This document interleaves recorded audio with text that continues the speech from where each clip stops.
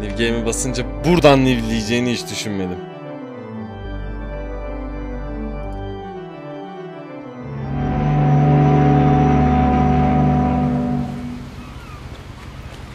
Evet.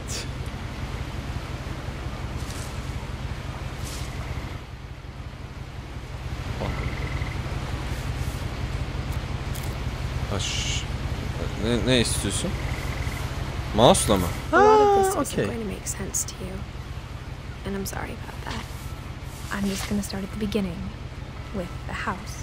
Evle başlayacağım. Dedi. En başta da bir şey için özür diledi sanırım. Hatırlamıyorum. Tam okuyamadım en başa. To the Moon oyunu Okan. Okey abi, oynarız. I lived here until I was 11, but I wasn't allowed inside half the rooms. 11 yaşındayken burada yaşıyormuş arkadaşımız. Ama odaların yarısına girmesine izin verilmiyormuş. Ortam bu arada gerçekten güzel. İkinci kulaklığı takacağım. Orcas Island gazetesine üyeler ve uzun zamandır muhtemelen gitmiyorlar. Gazeteler alınmamış çünkü. Inside the mailbox were bills from 7 years ago, marked urgent, open immediately. 7 yıl öncesinden faturalar ve işte şeyler var. Mektuplar. Zaten son uyarı falan gibi, son bildirim falan gibi şeyler. I hadn't been back since my brother Lewis's funeral. Lewis'in cenazesinden beri gelmemiş. Kardeşi de ölmüş maalesef. This property is protected by video. Geç yapmayın diye. Ortam çok iyi bu arada gerçekten.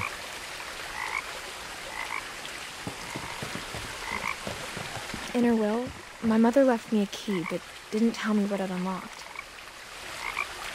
Annesi ona bir anahtar bırakmış ama neyi açtığını söylememiş.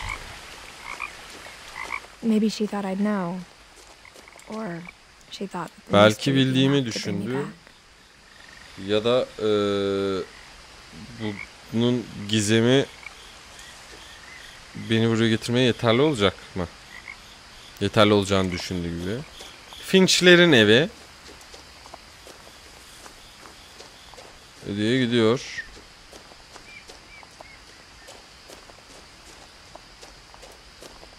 Anne de sanırım vefat etti.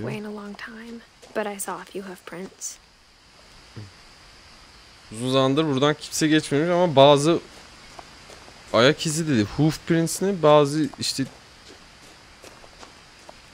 bir şey izleri, muhtemelen pati izleri gibi bir şey gördüğünü söylüyor. Aa! Çevirmeye gerek, zaten yürürken çeviriyorum ya, bir noktada bırakırım. Hacettepe Üniversitesi geçti yana doğru. Biz gidebiliyor muyuz onunla beraber? Şöyle baksak. Dünya şurada bitti maalesef ya. Ah be. Keşke görseydik nereye gittiğini. The truth is, even after I inherited the house, I never thought I'd come back to it. But now I had questions about my family that only the house knew the answers to. Bazı cevaplar arıyoruz. Ben size özet geçeyim bundan sonra. The house was exactly like I remembered it. The way I'd bence de bu arada en az ben biliyorumdur hatta diye tahmin ediyorum. Buraya kadarını videoda izlemiştik sevgili Easter Gamers'ın videosunda. Buradan sonrasını beraber keşfedeceğiz. I asked Edie once about the dragon in the pond. She said it had killed her husband. I was 6. It seemed like an odd joke to me even then. Peki Edie kim? Böyle saçma sapan dark şakalar yapan biri mi? Böyle bir timsah oyuncak gibi bir köprüleri varmış zamanında, yıkılmış. Çok tatlı bir aileymiş bunlar anladığım kadarıyla da böyle bir ev çok şov ya şu ev. Bakalım. As a child, The house made me uncomfortable in a way I couldn't put into words. Now, as a 17-year-old, I knew exactly what those Şu words an were. 17 yaşındaymış. I was afraid of the house. Şurada çöp kutuları var. Acaba karıştırabiliyor muyum? Her zaman posta kutusu, çöp kutusu gördün mü bir yanına gideceksin. Şurada da bakabileceğimiz bir delik ayarlamışlar. Şu an anladığım kadarıyla da CTRL tuşu zoom yapıyor. Fokus sağlıyoruz. Şurada bir zincir var. Salıncak buldum. Çok güzel detaymış. Acaba buraları görmememize... Aa, şurada da bak bir heykel var. The house felt like it had always been here. Even the swing set was older than my mother.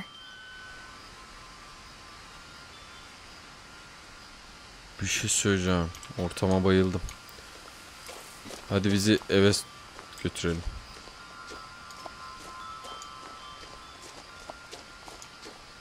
Garaja girebiliyor muyum? Yok. Kapıdan gireceğiz. Haliyle. Şurada mutfak kapısını tercih edebiliyor muyuz? Mutfak o. Köpekleri varmış. Aa, öyleli. Okey. Crawling through the doggy door used to be a lot easier when I was Burası 11. garaj kapısıymış bu arada. Mutfağa açılıyor gibi düşündüm ama garajı açılıyormuş. Çok güzel bir pick-up'ları var. Pick-up'ımız. Bisikletler falan. Abi çok mutlu aileymiş. Acaba niye öldüler ya? Kardeşi niye öldü ya da yani? Aç bakayım şunu. The power had been turned off the night we left. For the first time in years. Kapatmış. I felt like I was home. Yıllar sonra evimde hissediyorum. But instead of a family, there were just memories of one. Edith, Eddie, büyük anne sanırım. Lewis, kardeş. Anne.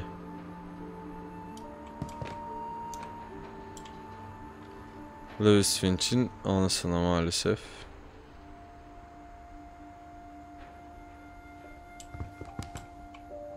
Babanın adı hiçbir yerde geçmiyor.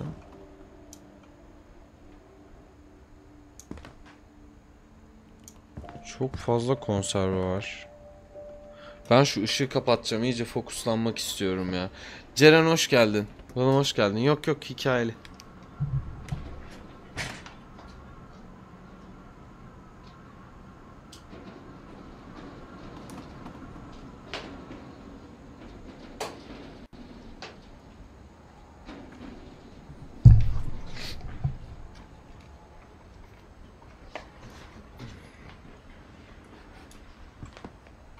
Like how after Lewis started working at the cannery, we all got sick of eating salmon.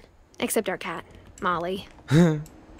Molly adında da bir kedileri varmış. Apple pie yapılmış en son.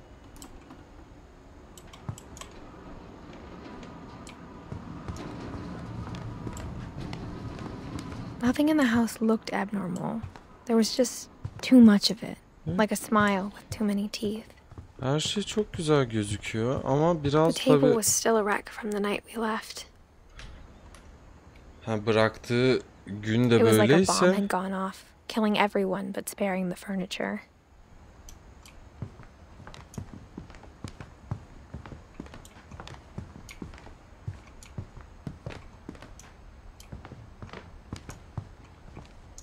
Bu sanırım Eddie'nin olsa gerek diye tahmin ediyorum.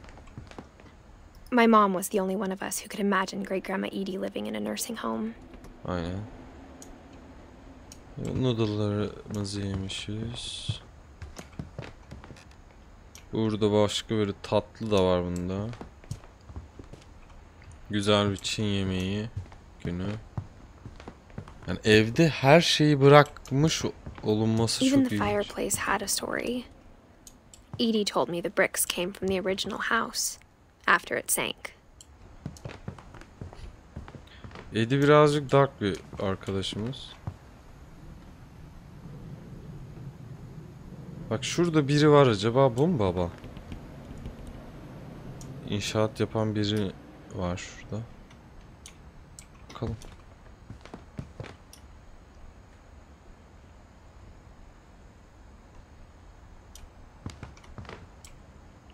Ama oğlunun cenaze şeyini yazmayıp fotoğrafını asmazlar herhalde.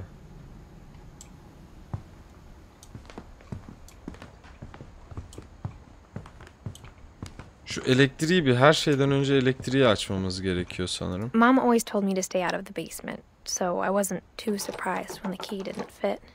Okay.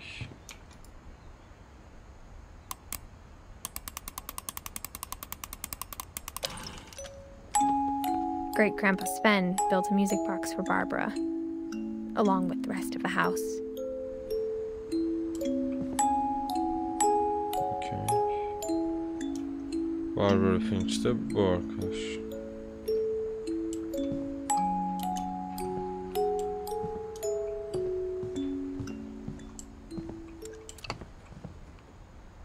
Her şey kapandı. Gerçekten korktum ya.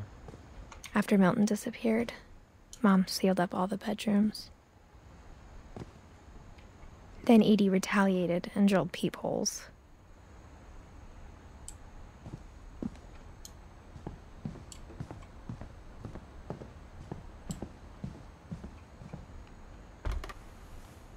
My Grandpa Sam spent 7 years sharing a room with his dead brother, Calvin.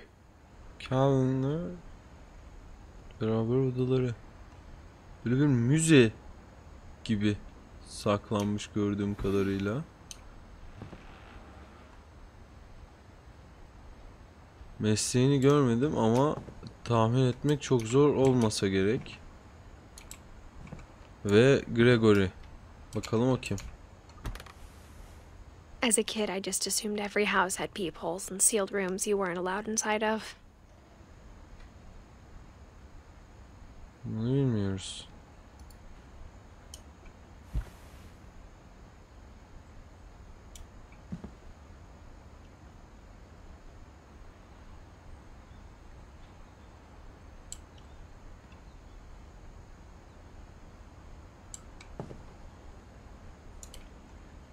Sven Edith.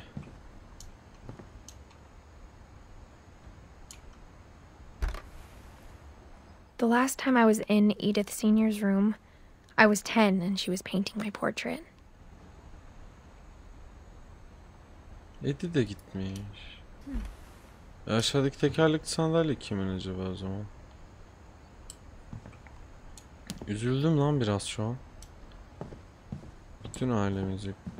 Bir de burayı müze haline... Okay. Molly!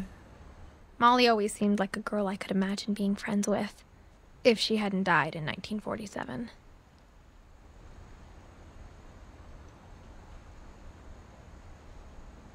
Baksana mama kapları falan var burada. Sanırım kedi kutusu şu yandaki. İşte Molly'ye ait. Tatlı bir ortam.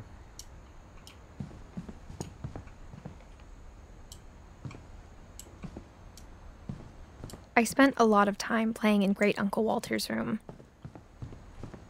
Büyük amca Walter'ın odasındayım. Lewis told me there were secret passages, but I never believed him. Burada gizli bazı pasajlar olduğunu söylüyormuş Lewis. Annemin verdiği anahtar bunu açtı. Demek ki var. Turns out, my mom was really good at keeping secrets. Aa öyleli. Now it was time to find out what my mom had been afraid of.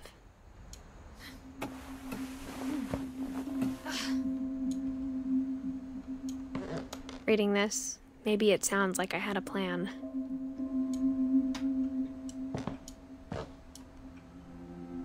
From the paintings on the wall, it was clear my brother Milton had been here before me.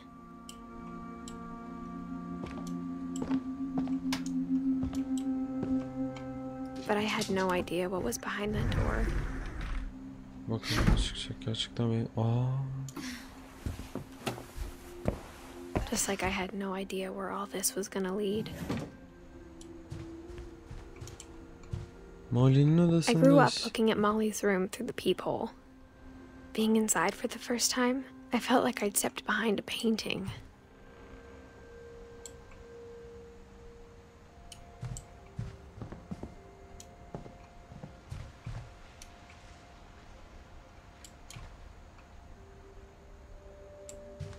I got the sense Edie had spent a lot of time here before my mom sealed the doors. Ben Molly'yi bir an kedi gibi düşündüm ama Molly kediye sahip olan tatlış anladığım kadarıyla.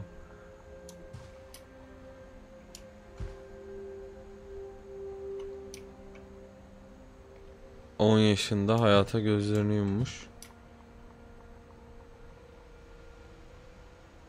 Hayvanlara bayağı merakı var. Bizim de bayağı bir göbeğimiz var sanırım. Onu fark ettim şu an.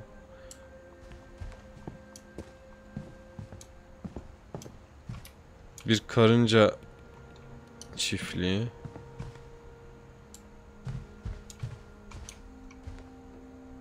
Dolaptan geldik zaten değil mi? Aynen.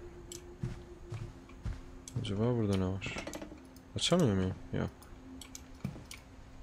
Öyle her istediğin şeyi açamıyorsun tabii. Molly's gerbil had a tiny bedroom with its own even tinier gerbil cage.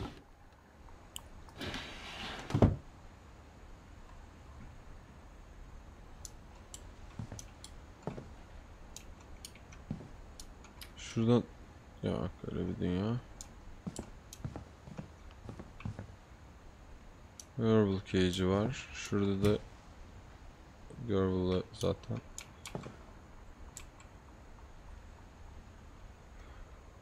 Rainier Dağı Ulusal Parkı'nın bir posteri ve dünyanın en tatlı kız çocuk odası diyebiliriz yani. Bak bu da babayla ilgili bir şeyler çizmiş ama babayla henüz tanışamadık. Ya da tanıştık ve ben fark edemedim onu o sırada. Tekrar çıkamıyor muyum da? Molly? Hapis mi ettin yavrum sen bizi buraya? Bir şey mi kaçırdım?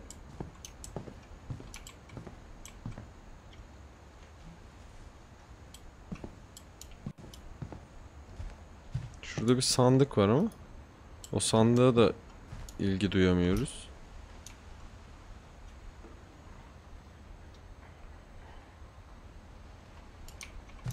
Günlüğü görmedim ki bakayım.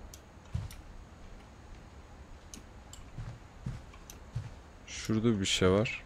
Yerde. Kırık kavanoz sanırım.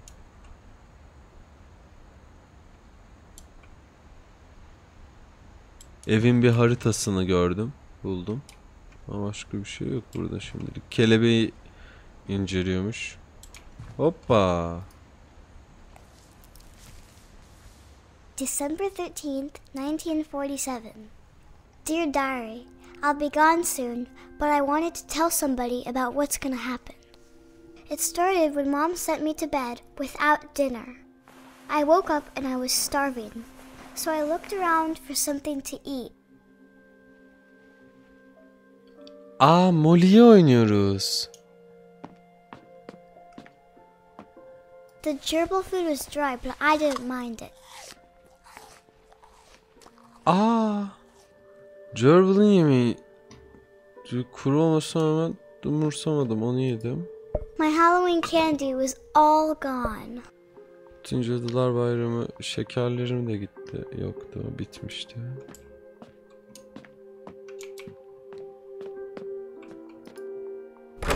Mom, can I come out now? Sweetheart, it's late. Go to sleep. Acıktın mı anne?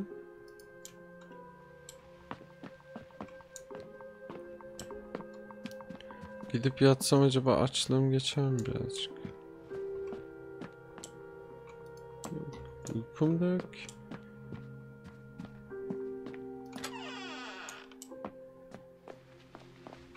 I kept eating and eating.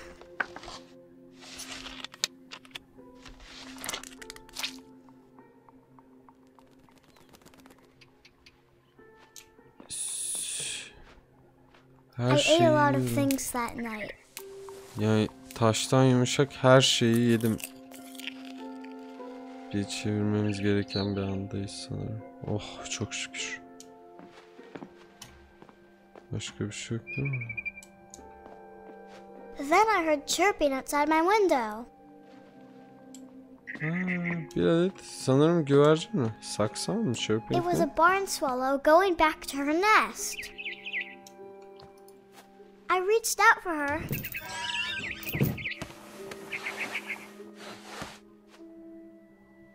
And suddenly, I was a cat. Ne?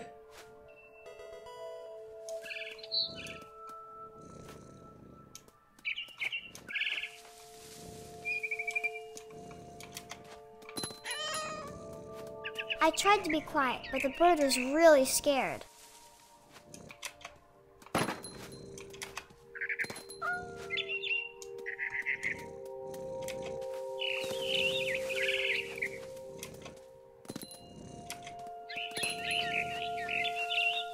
Nereye gitti? Ben oraya nasıl tırmanacağım ya?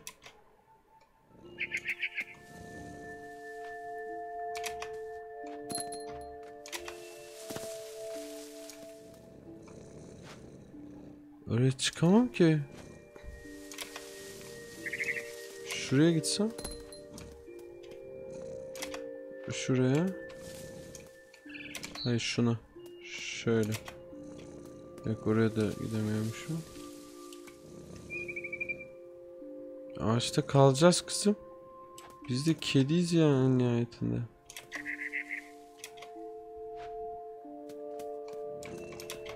Şu dal bir daha yüksek sanki. Ondan atlamayı deneyebilirim ama. Ondan başka bir şey gelmiyor şu an.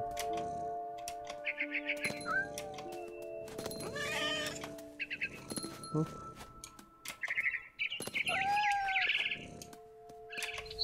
I jumped and I almost got her. Yakalıyor. Aa.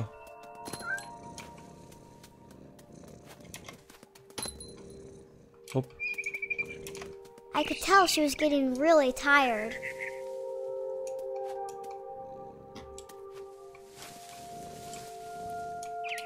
Ha, halüsinasyon görüyoruz. Şeyde. O garip grup bitkiler yedik ya. Muhtemelen. Now I was up in the big tree. I promised Dad I wouldn't climb it anymore. All I cared about was eating that mama bird. Babama söz vermiştim o kadar tırmanmayacağım ama. I gobbled her up. And suddenly, I was an owl. First, all I heard was the wind. Then I heard little teeth nibbling in the grass.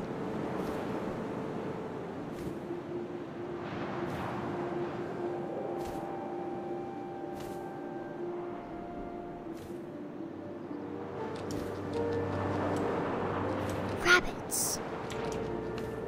Ben uçuyorum.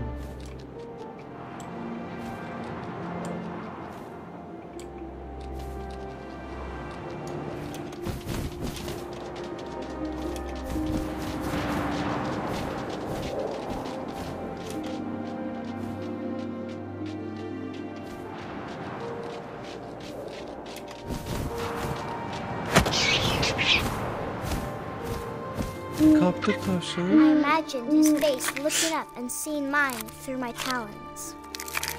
I swallowed him up, and I didn't chew one bit.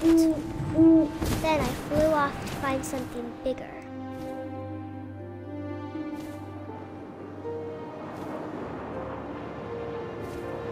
Daha büyük bir şey. Ne var tavşandan daha büyük acaba? Nerede olabilir? A mama rabbit. Ha, anne tavşan.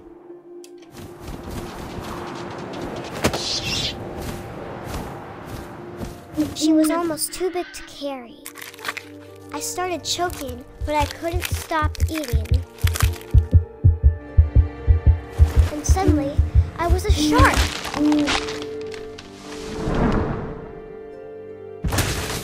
Ölürüz.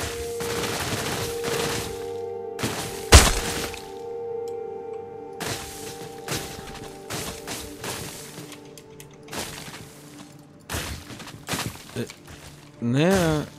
Nasıl ya?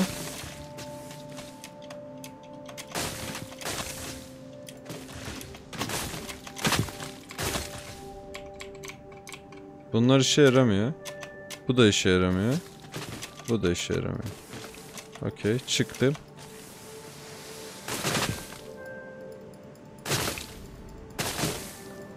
At kendini suya. I rolled off a cliff and into the ocean.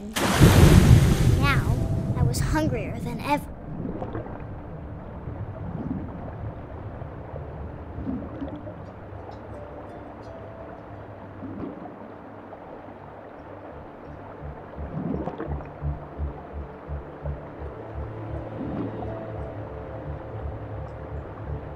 Hop, şurada bir şey gördüm.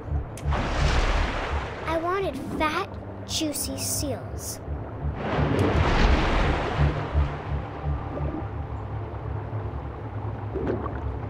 Juicy Seal görmedim ben az önce.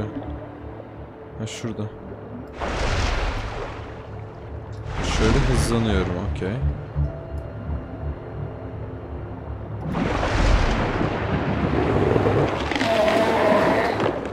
I tore off her flipper and it tasted really good.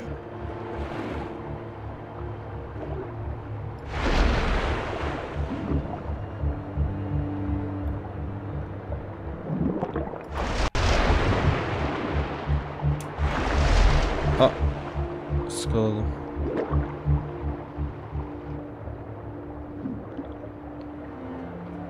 Şey nereye gitti? Fok?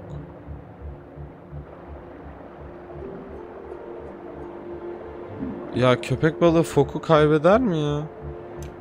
Bu ne kadar kirli bir su ayrıca.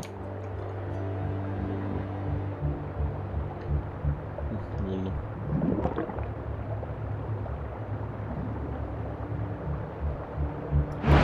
Grabbed on tight. When I was so hungry, I jumped out of the water. When I opened my eyes, everything had changed.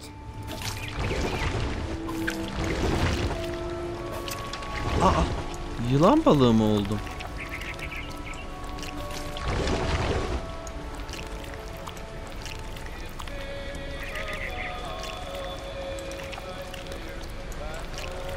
Ben ne oldum ya? Dümdüz yılan oldum. Boğabiliyorum bir şeyleri anladığım kadarıyla. Ve sıkıştım.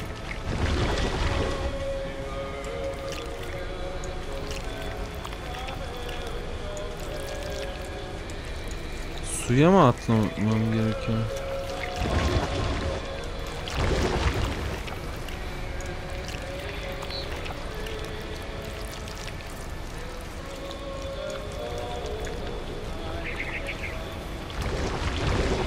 Now I was a monster and I smelled people everywhere.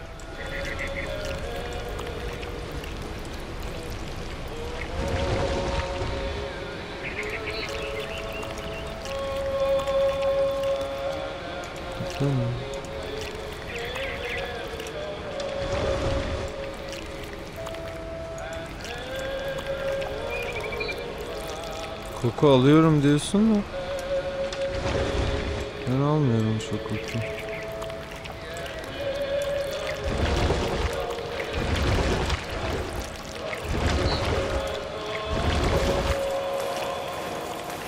I was big and I moved real quiet.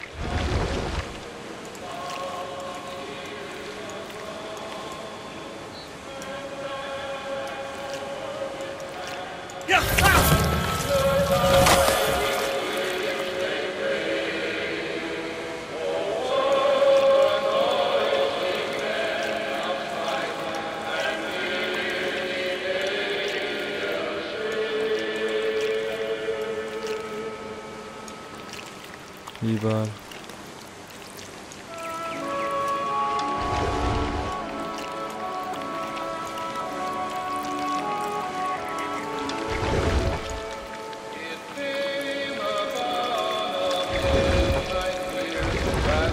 I wanted to stop, but also I didn't. Drunken sailor, what's the drunken sailor? His belly was rusty, his belly was rusty.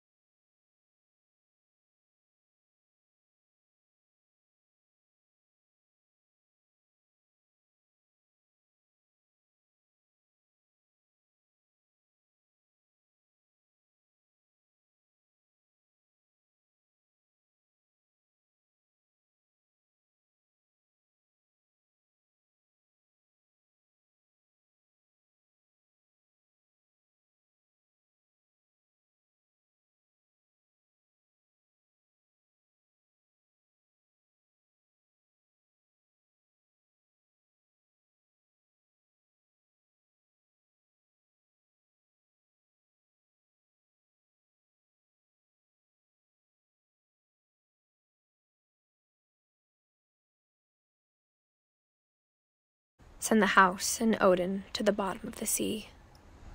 Odin's daughter Edie, with husband Sven and baby Molly, step ashore on their new home, Orcas Island.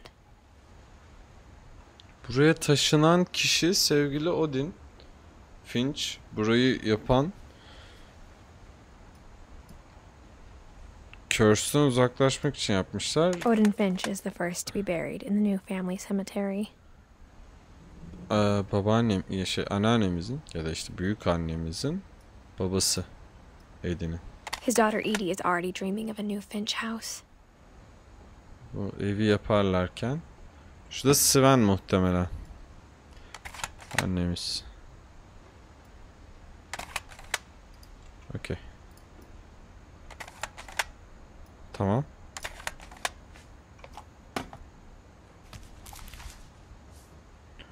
Whatever's wrong with this family, it goes back a long ways. Şimdi Edin'in hikayesine bakalım. Odin, Molly, okeyiz.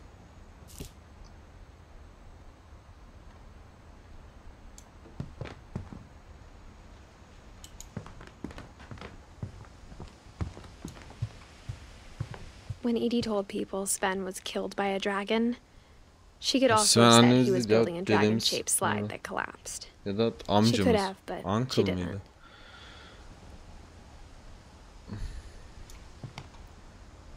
Bakarız şimdi.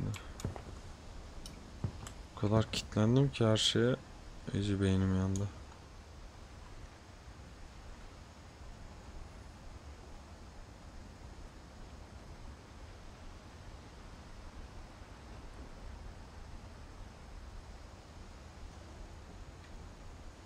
Siyah biraz kötü örmüş.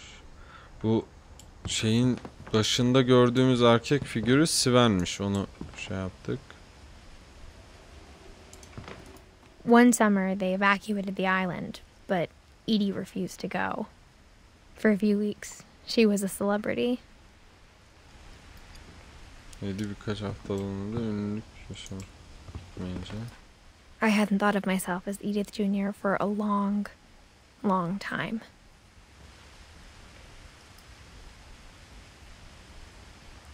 Bizim Edith Junior biziz. Göl gezimiz. İşte efendime söyleyeyim. My Friend Bigfoot, Random Junk gibi videolar var. Edie gave a big interview about a mole man living under the Finch house. My mom was furious.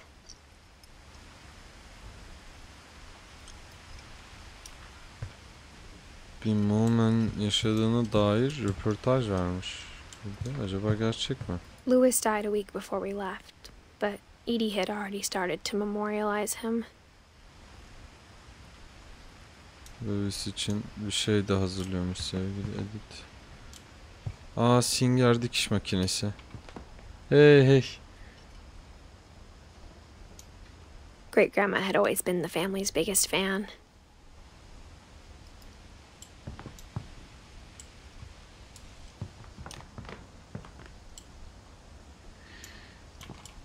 Bu ne? Burada bir ev var. Lewis için gerekli bütün şeyler yapılmış. Şu Singer dikiş makinesi beni birazcık duygulandırdı. Salı günü. Günün kapağı açık. Salı sabahı açmış, akşamını açamamış. Böyle bir şeyimiz var. Origami.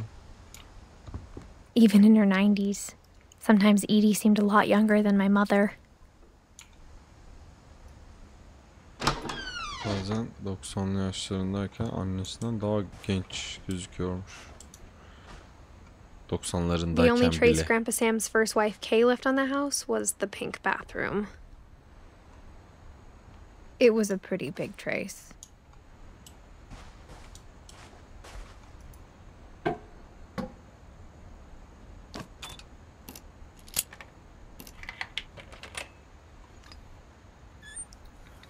Hadi bakalım neyle karşılaşacağız. There's a secret in this bathroom. It's in the last place you would look. Can sonra. It isn't in the cupboard. It's hidden in this book. Aa.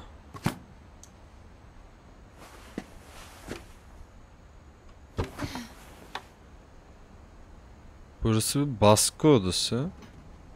Karanlık oda. Kimyasallar. Sven gave Sam an old camera he'd refurbished. He never put it down.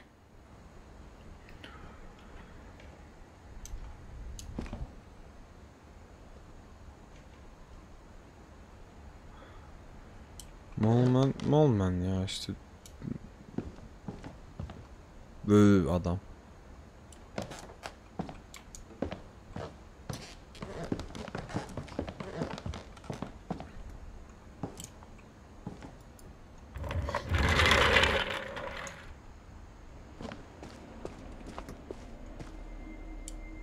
Neredeyiz? Astronot. I knew Grandpa Sam had a twin. Sam ve ikizi Calvin'le beraberiz. And that he never talked about him. Command Center'a gider. I guess my grandpa didn't like history any more than my mom did. Oha, ortama bak. 11 yaşında ölmüş Calvin. Sanırım astronot olmak istiyormuş. Belli ki. How I Want to Remember My Brother by Sam Finch. Sam Finch'ten. The thing I remember Babam. is that when he made up his mind, that was it. Ayağımız kırık. My brother said he'd die before he ate another mushroom. And he did. At Barbara's funeral, we swore we'd never be afraid again. And he wasn't. I think Calvin always wanted to fly. Sam! Calvin! Dinner's ready! Coming! But that day, Annemiz he çağırıyor. finally made up his mind to do it. I told him going around was impossible.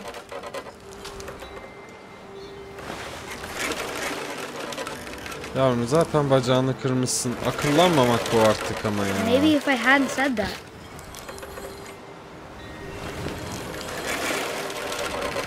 Calvin! I'm not gonna tell you again! Maybe if the wind hadn't picked up. Then maybe he'd still be here. But I doubt it. I think he'd already made up his mind. That's what I want to remember about my brother. Öyle hatırladı. Fulledi gerçekten.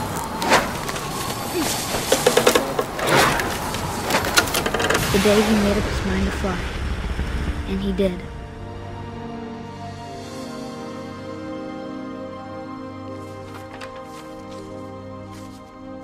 Tüylerim diken diken oldu bak, yemin ediyorum.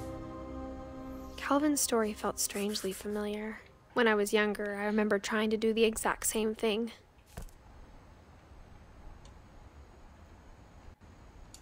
Yemin ederim tüylerim diken diken oldu. After the funeral, Edie roped off Calvin's half of the room. Yap Chrome Grash, lütfen yap. Ay, okumadım ne yazdı, dinlemedim de. Mom said Grandpa Sam enlisted at 18 and never set foot in the room again. Sam tabi haliyle.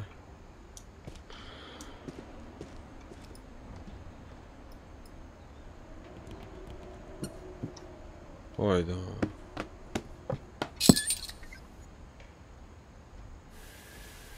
Bakalım yine.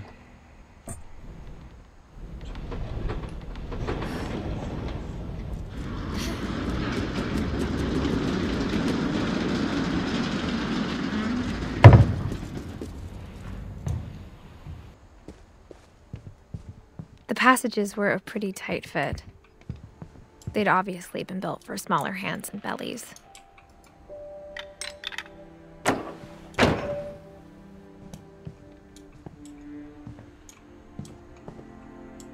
Whenever people ask me about my family, the Bunun- first thing they always want to know about is Barbara. Videosu Edith'te vardı. Edith'in odasında bunun VHS kaseti vardı. Barbara iyi bilmemiz gerekiyormuş ilk başta. Mom must have locked the third floor stairs on the night we left.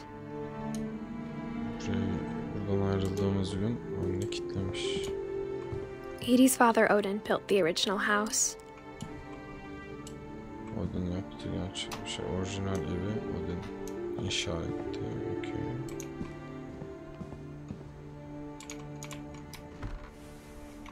Barbara was a child star for 2 years, until America grew out of it.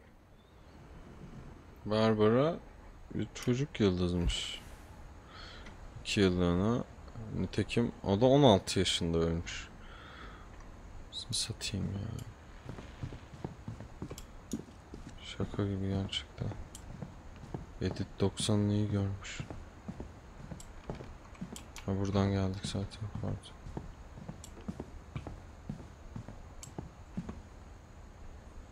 Bakmadığım bir şey var mı? Buraya çıkamadım. Okey.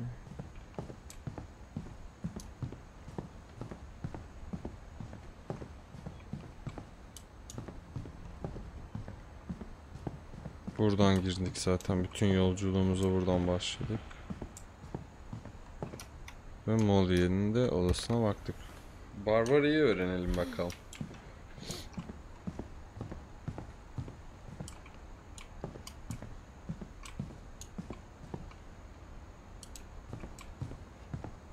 Barbara'yı buradan öğrenemeyeceğim herhalde. Önce bir anahtar bulmalıyım.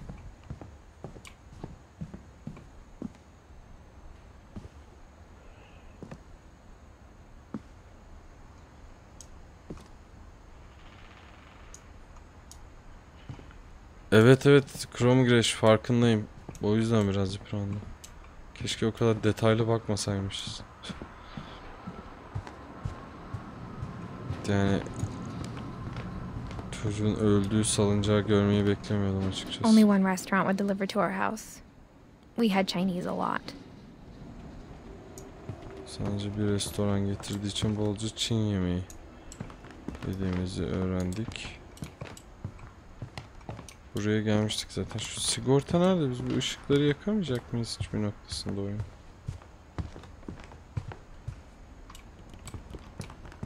Buraya da girdik, oraya da girdik. Oho. Küçük Molly öldükten sonra gelen kedi olan Molly gerçekten hiç aç kalmamış diyebilirim. Aşağı inemiyoruz. Bu Barbara'nın kutusunu bir daha bir çevireyim. Bakayım bir şey değişecek mi hayatımızda? Ya.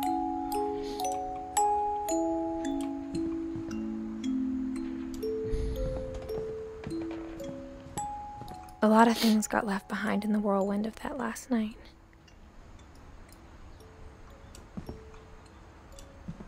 My mom wasn't much of an optimist, but she never stopped believing that my brother Milton was alive.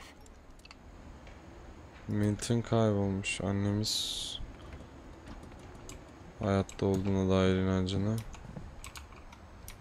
yitirmemiş. Edie told me once that every Finch who ever lived is buried somewhere in the library.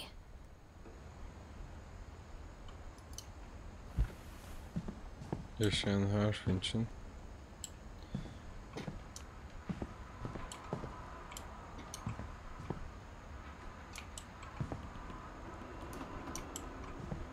Milton'ınkinin boş olması detayı. Oğlum çok kötü detaylar var ya. Onu iyi anlamda söyledim.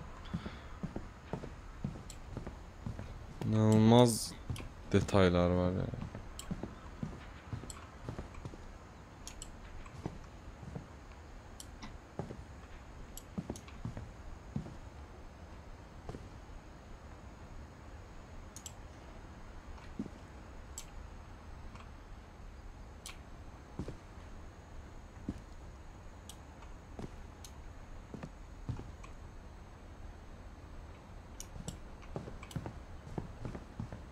Şimdi Odin kurdu diye öğrendik. Kendi kitabımıza bakabiliyor muyuz? Bakabiliyoruz. Edith'in hikayesini bize anlatmadan geçiştirdi. Onu biraz daha öğrenebilir miyim? Edith'in odasına girip aslında filmini izleyebiliriz belki. Hadi öyle bir şey deneyelim. Belki oluyordur. Oluyorsa ne kadar güzel olur. Neredeydi o oda? Burada değil.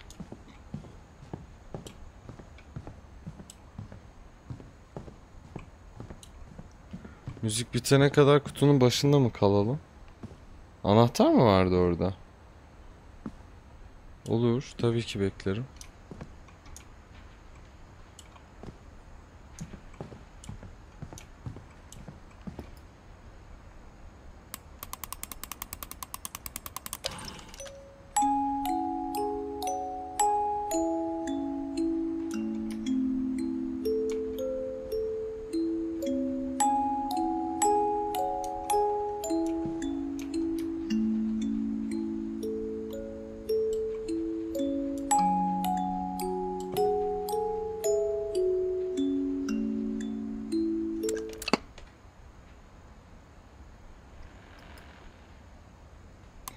Tamam.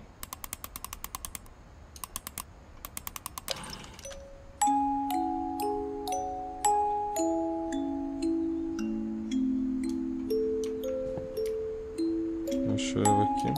Şurada bir mekanizma değil, o yansıyan bir yüzey. Aynen. Müzik kutusunda şimdilik bir şey yok. Müzik çalıyor. Şu Edith'in odasına tekrar girmeye bir çalışmak istiyorum. Edith'i daha tam öğrenemedik. Bakalım. Öğrenelim. Tekrar açamıyor muyuz kapıyı? O işler bir kere mi oluyor? Öyle bir şey mi? Vallahi o işler bir kere oluyormuş. Hadi tekrar odaya girelim deyip giremiyormuşuz. Ben şimdi Edith'in odasına istesem de giremiyor muyum? Ya da Kelvin ve Sam'in odasına girdik daha önce. Artık giremiyor muyuz? Yok öyle. Girdin artık kilidi açıldı diye bir şey yok.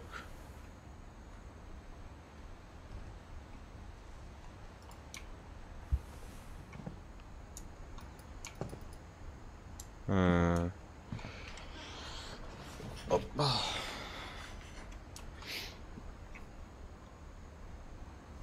Vallahi çıktığım yerden çok uzaklaştım gibi hatırlıyorum ben de. Nereden çıktım hatırlamıyorum ama şurada bir yerden, aynen. Buradan çıktık. Böyle geldik. Burayı denedik. Burada hüsrana uğradık.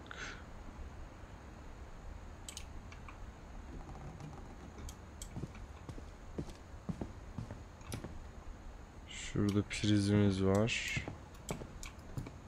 Buradan da zaten çıkışımızı yapmıştık. Burası Barbara'nın mekanı. Hemen şurada Odin'in bu evi kurduğunu öğrendik. Sonra ne güzel akıyordu oyun, niye kilitlendik ya? Gir oraya mı? Buraya tekrar girilmiyor ki. Giriliyormuş. Pardon. Bomboş kitlemişim sizi de, özür dilerim ya. Basılı tutmak gerekiyormuş. Etkileşim tuşuyla yapılıyor zannettim. I always thought of Özür dilerim. Barbara as a child star.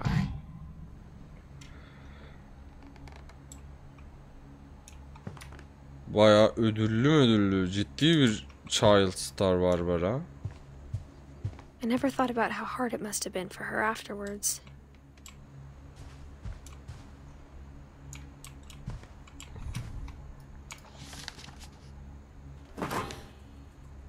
Of all the stories people wrote about Barbara's death, I'm surprised Edie saved this one.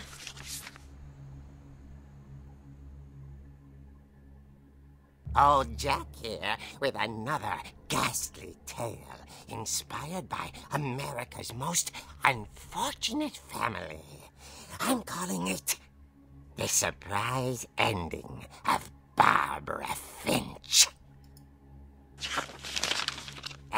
child star, Barbara was famous for her scream. Now at 16, she was all washed up, a has-been.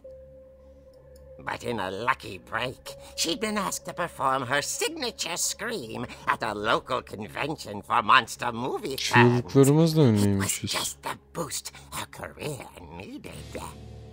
Unfortunately, her scream hadn't aged well. Getting better. I think you just need the right motivation. Her biggest fan and current boyfriend, Rick, was about to demonstrate when... Now that was a great scream. It was Barbara's father, Sven. He'd slipped into a table saw and had to be rushed to the emergency room. So Barbara got stuck babysitting her youngest brother, Walter. Her convention comeback was cancelled. Okay, I'm hearing frustration, but I'm not hearing terror. What if I tried... A gang of hoodlums in Halloween masks have been terrorizing Orcas Island tonight. Police are urging residents to... That came from the basement. You're right! Also, I loved your delivery on that. Why is your basement door locked? Because my dad likes making puzzles and secret passages. There's a key hidden in the music box. The secret is to keep winding and winding until finally the key pops out. Thanks, babe. I'll be back in a sec. 20 minutes later, Rick hadn't returned. So Barbara went to look for him, right on cue. She reached for the music box. And as she wound the key, she listened for Rick, but the house was Çizgi romanı mı silent. oynuyoruz gerçekten? Müthişsiniz. Helal be.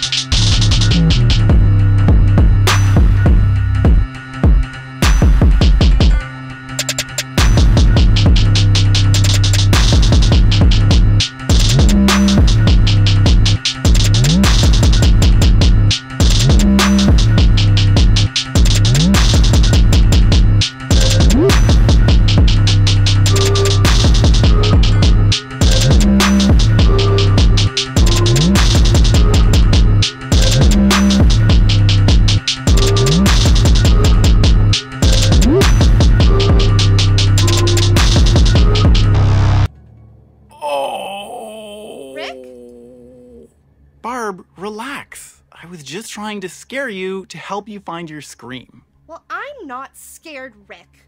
I'm furious. Then act furious. All I'm getting from you now is that you're hurt and confused and you're... She At threw şunu him aşağı, out, kitle ya. but she kept a little something to remember him by. Barb, have you seen my other crutch? And she was still holding it when she fell asleep watching the late picture show. Hours later...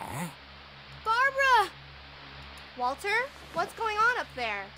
Ah! Okay, I'm coming up, but if this is a trick, you're dead, Walter. Yine elimizde bastonla gidiyoruz ya.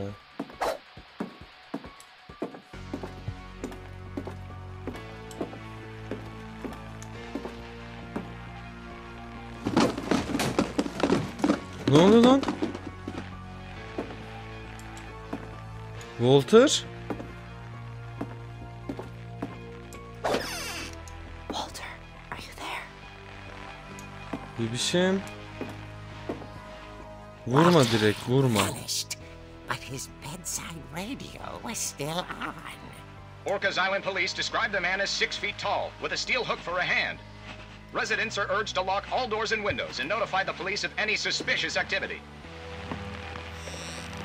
Barbara turned, saw the hook man, and was speechless. He was quite smashing. And when he was, he couldn't get enough of Barbara. Okay, Barbara, there's gotta be another way out of here. Cam var, cam. Cam var, cam. Ya çıkış. Çıkış yok mu ya?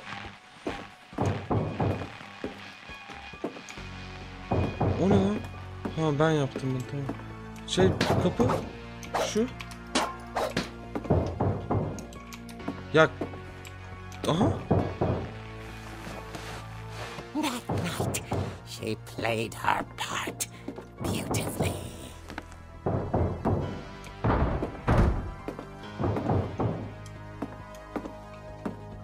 Allah'ım.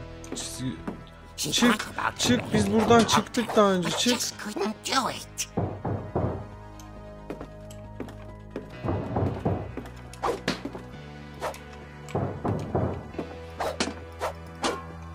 Ya biz oradan daha önce çıktık. Niye çıkamıyoruz şu anda?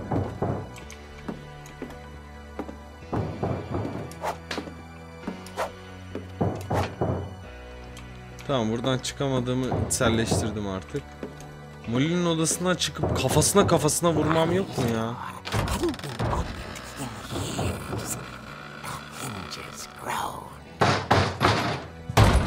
Vur sen vur. Bak şimdi aklını alıyorum bak. Ağzını sıçtığımın sığırı seni.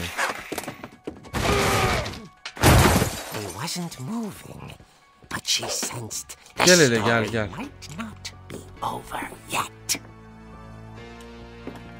Gel sen gel. Aklını alacağım bunun ya.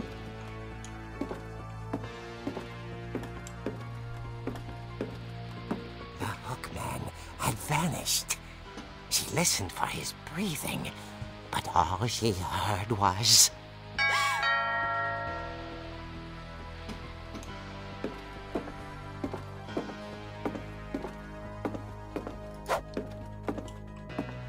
At the door, she heard whispering. It was coming from inside the house.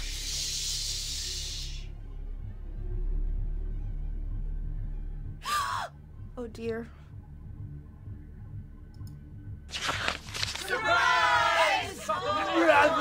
Allah sizin belanızı versin.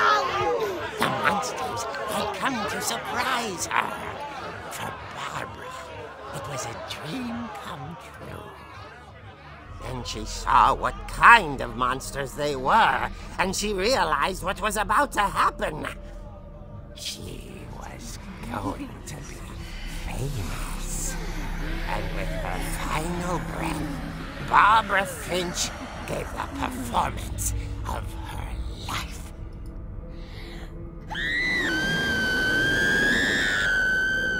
I wasn't there myself, but I hear Barbara was magnificent. Poor girl. She had a taste for stardom. But unfortunately, so did her fans. Of course, the police blamed it all on poor Rick, who disappeared the same night. And little Walter, hiding under his bed the whole time. He took it all pretty hard, but that's another story. As for Barbara, tucked inside the music box is all they ever found of her. Her ear. Now that's what I call a real eerie tale. Şakanın hayatımda bu kadar kötü bir kelime şakası daha duymadım.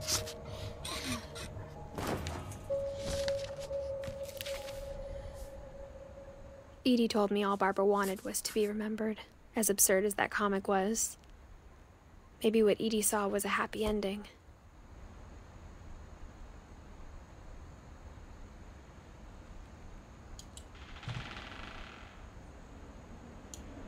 Barbara'yı da öğrenmiş olduk. 1, 2, 3, 4, 5, 6, 7, 8, 9, 10, 11, 12, 13, 14, 15, 16. Hakikaten her şeye dikkat etmişler, helal olsun. 16 yaşında, küllüğünde 3 sigara var. Böyle de bir kızmış. Ve ölmüş. Son doğum günü pastasında az önce kendisini gördük.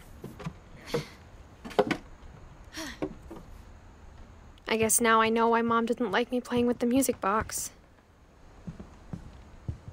Gel birazcık müzik box'la oynayalım şimdi.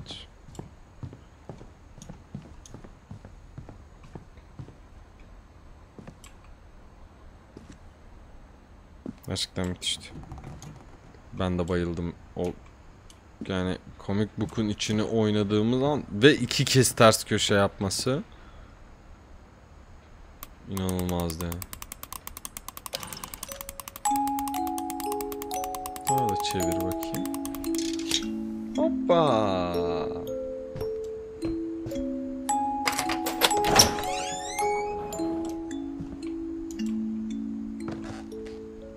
Buraları gördük az önce. Elimizde bir bastonla. Toplar farklı şekilde duruyor tabii ki. Ve bir sele falan var. Mom said the basement was off limits, unless I wanted another tetanus shot. Seyir'in çalışma atölyesindeyiz. Gerçi kano, kayık falan gibi şey. Ay o görüntü neydi ya, saçma sapan. I saw Edie sneak down to the basement once, carrying packages. I thought maybe she was hiding presents. It turned out she was hiding a lot more than that. Allah Allah.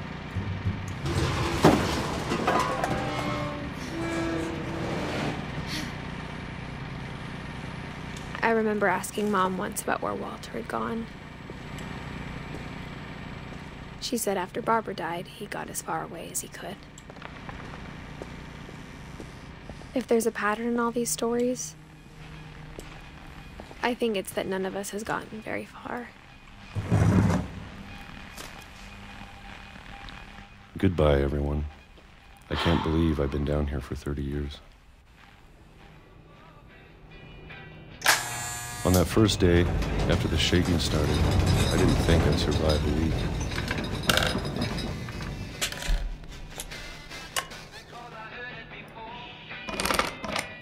But after a few days, I settled into a routine. That's what kept me sane. Having a schedule, living for today. I always expected to be dead tomorrow. Nasıl bir hayat abi sen? But if you wait long enough, you get used to anything.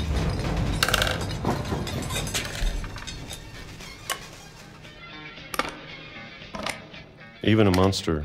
Her gün şeftali kompostosu mu içtik gerçekten? Almost friendly.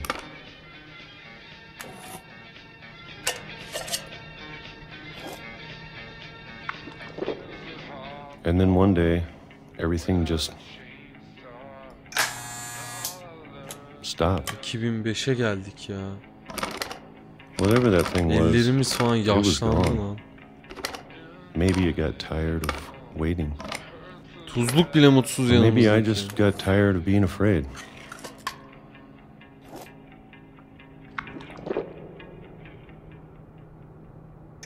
It's been a week now, the longest in 30 years.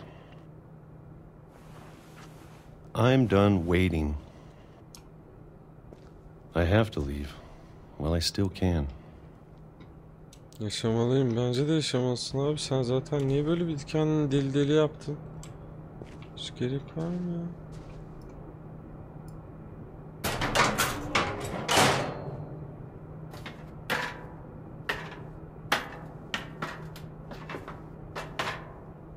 Umarım değildir Hognoz'un.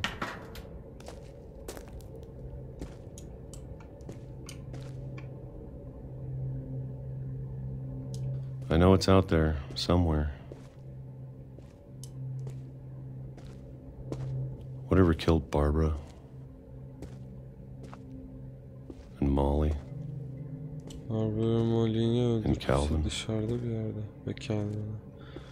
Bakalım ne öldürdü. Maybe this is all a mistake. Bir hatadır. But I need to stop living the same day, even if it kills me.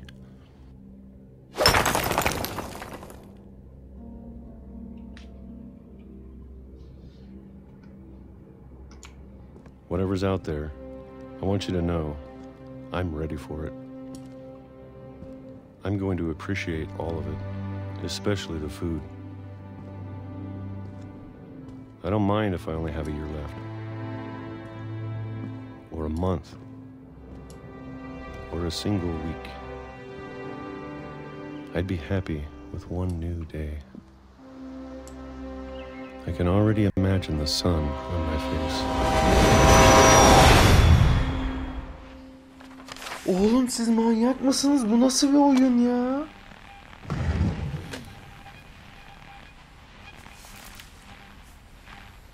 Walter died when I was 6. I can't believe my mom never told me he was down here.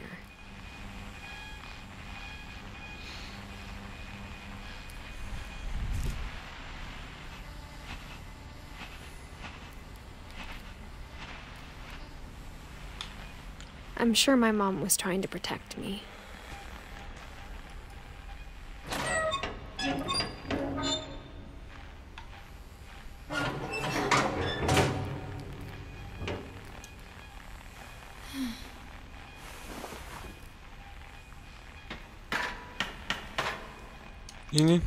Maybe she was afraid I'd end up like Walter.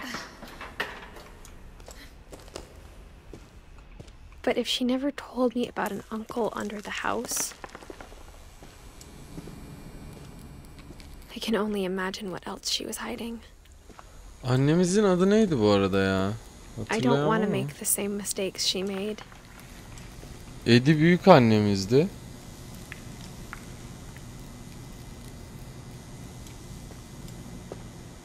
Şey de çok kaza değil bu arada. Molly.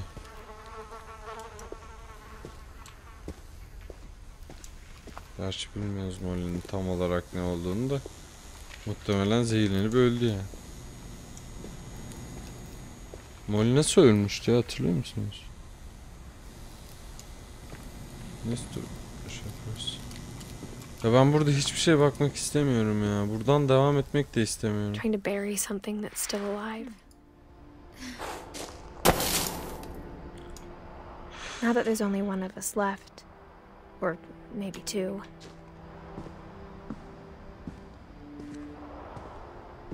I thought it was time I heard the stories for myself. Gitmesek mi? And found out what happened to everyone else. Evet, ben çok lezzetli olabilirim de intihar da etmiş olabilirim. Maybe we believed so much in a family curse, we made it real.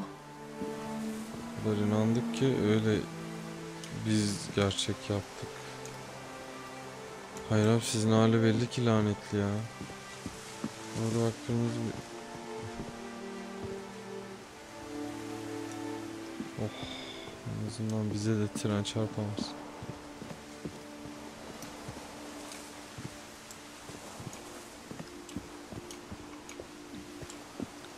Ya burada bir şey kaçırmak istemiyorum. Tekrar buraya dönmek istemiyorum çünkü. Şuralarda falan bir şey varsa. I don't know if I should even be writing this. Yazmalı mıyım bilmiyorum ama yaz. Maybe it'd be better if all this just died with me. Olur mu oğlum sen? But I thought you should know about your family. Işıklar yanıyor. And the history you're a part of.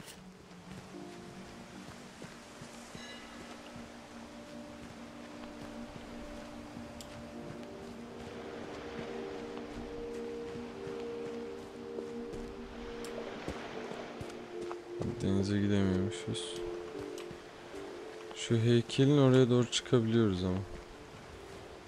Though to be honest, I feel as lost as you probably do right now. I think the people in these stories believed them, for what that's worth.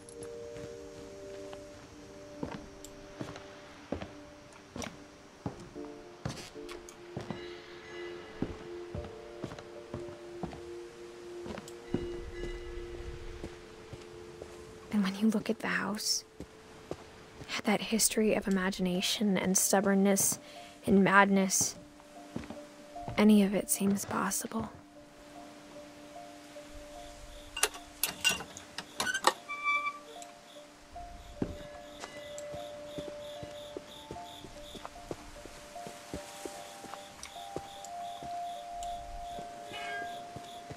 Heykele ulaşamıyor muyuz ya? Çok merak ettim heykeli. I think we've been surrounded by death for so long, we've just gotten used to it. What kind of family finishes building a cemetery before starting the house?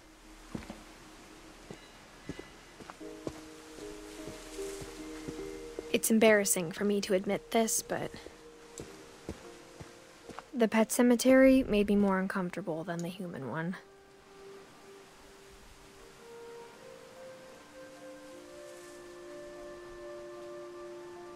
Burası Pet Cemetery. Gerçekten daha comfortable bu arada. Bob, köpek Bob, kedi Shadow, balık Christopher. 3 of the gerbils are mine and 2 had been my fault. Tavşan Oliver. Shetsy'yi görüyorum. Bailey. Onlar da bizimki şeyler işte.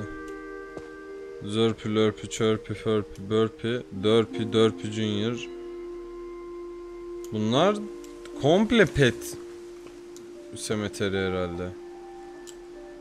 Bunlar minnak şeyler artık, balıklar, tavşanlar olabilir. Tavşan 38 41 40 48 88 91. Zoe, Coco, Tucker, Charlie, Daisy, Lucy. Burası pet Sven şeyi. built the house, but it was Edie who designed the cemetery. Burası da bir insan semeterisi. Siktir. Barbara için bir yıldız var. Walter için bir taş var. Taşın içerisinde ama bir şey var. Güneşe bakıyor değil mi bu? Işığa bakıyor. Bir tünelin içinden. Eddie. Büyük annemiz.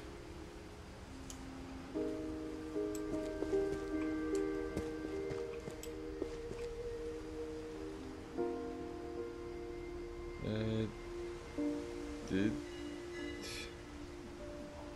Finch.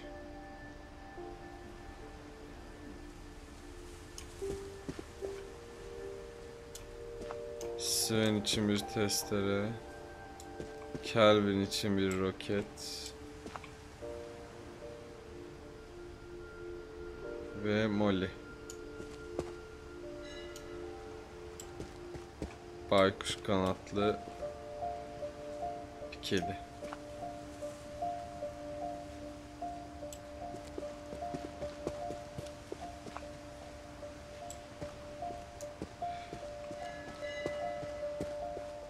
I'm sure Odin's monument had been Edie's idea. My mom was always trying to move on, but for Edie, the past never went away. Fikriymiş.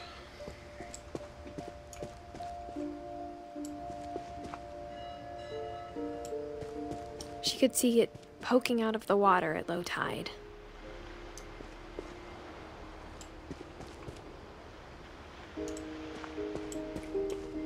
Odin bu evi yapan kişi evi kurmuş. Evin çatısı bizim evimiz ve çatısının üzerinde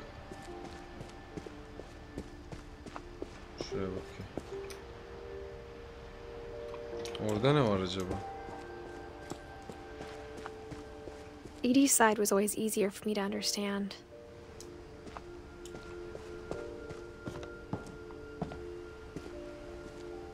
But the older I get, the more I can see where my mom was coming from. Her dad had been pretty strict, but it wasn't enough to save her brothers. She was just trying to do better.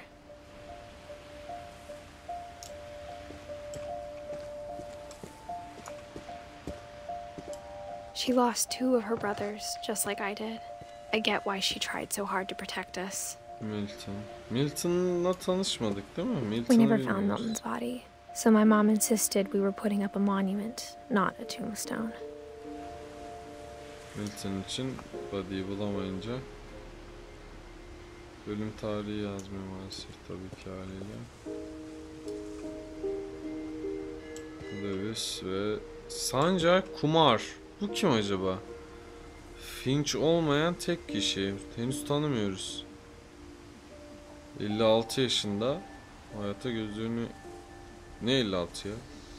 Niye öyle bir şova girdiysen? 36 yaşında hayata gözlerini yummuş.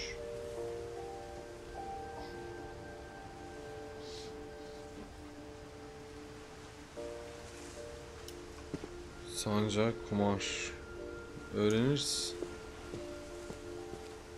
Heykellerin önünde dürbün mü vardı? Hemen bakalım.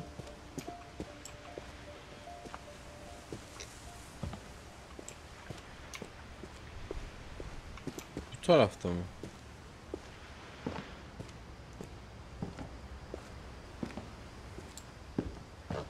Şurada kürekler. Aynen şurada bir dürbün varmış.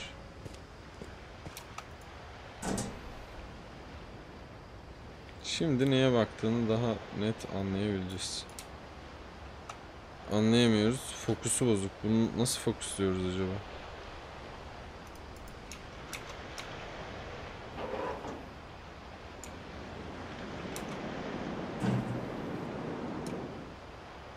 Edie said she dreamed about the old house every night.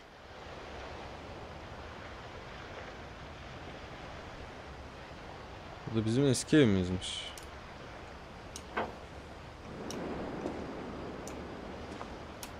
Şuradaki diğer evleri buradan kesemiyormuşuz.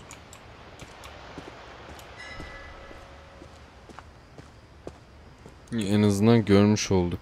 Evet, suya gömülen...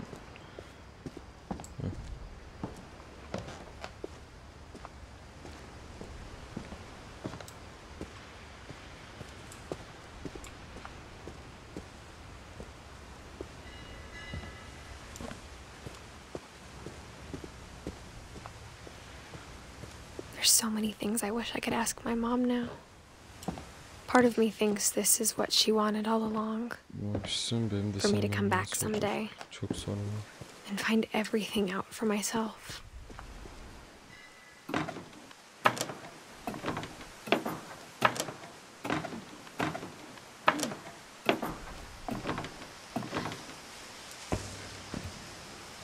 But looking back on it now,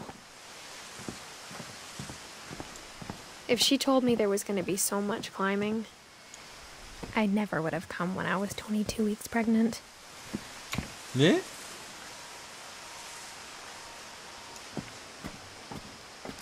Göbeğimiz var demiştim ya. O göbek değilmiş.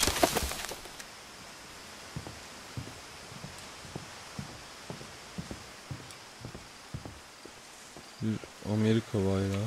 Bak şurada vardı.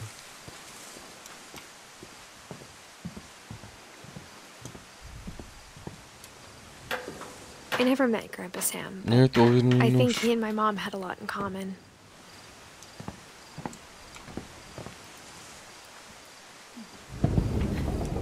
They were both pretty intense. Hadi bakalım. Başlıyoruz yine.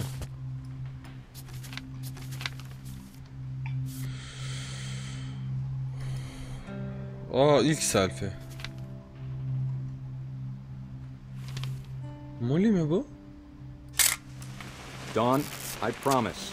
You'll never forget this weekend. Yes, sir. These memories are gonna last a lifetime. Hmm? What? Perfect. It's gonna rain the whole weekend, isn't it?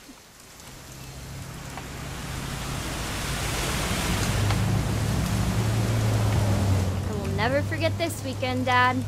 That's the spirit. Okay, got it. I'm gonna take some pictures, okay? Just be careful. That camera's older than you are. Kırma yavrum kamerayı. Ya çok güzel fotoğraflar çekelim de fokus bozuk birazcık. You're right, Dad. It's starting to clear up. Still freezing, though. Birazcık kötü bir kamera şimdi abi. Sen de yanlış anlamazsan. Şöyle en azından bir açı yapalım.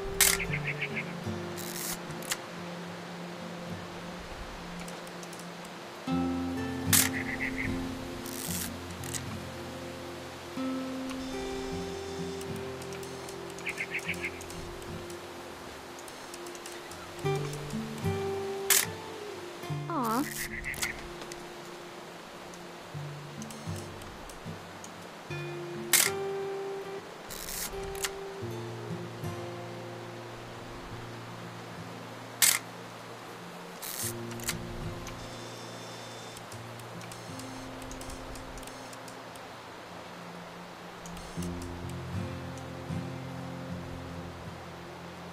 Başka bir şey yok değil mi burada? Okeyiz yani.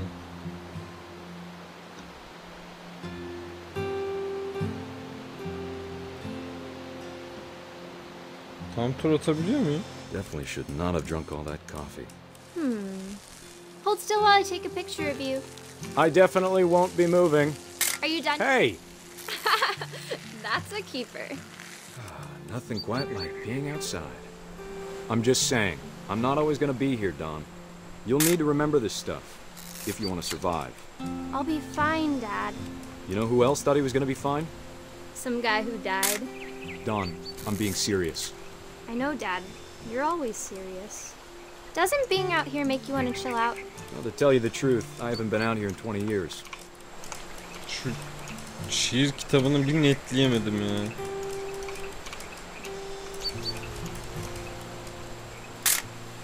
Last time I was with my brother Calvin. Man, that was a great trip. Your grandpa Sven taught us how to fish, how to build a fire. We found an old logging. Don, don't you think you could find something more interesting to photograph? Daha ilginç bir şey bulur musun fotoğraf çekmek için? Bulayım. I bet if I could remember where that trail was, we'd spot a buck for you in no time. Give me a minute to check the map.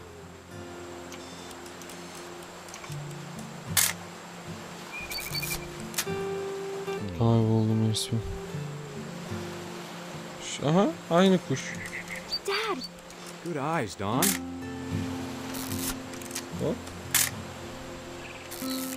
Üf, fotoğrafa bak be. Before you take the shot, let me get a picture of you. Şattan önce bir fotoğraf. Dad, Okay. I... Just Kızım breathe. vurma ya. Turn off your Abi imagination. spor mu? Gözünü seveyim ya. Focus on your target. Let me get behind you. Do I have to do this? Don, Değilsin, you don't have to değilsin. do anything. If you Bravo. want to survive, you'll need to be strong.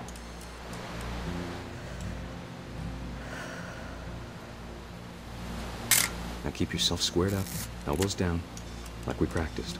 Whenever you're ready.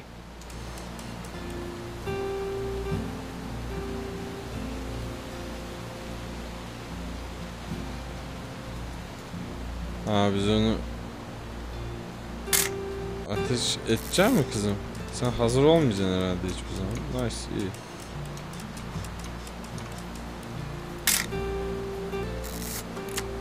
Etrafa da bakamıyorum. Burada da hayvanı ben görmüyorum. Ha, görüyormuşum. Great shot, Don. Aa, bir de öyleli.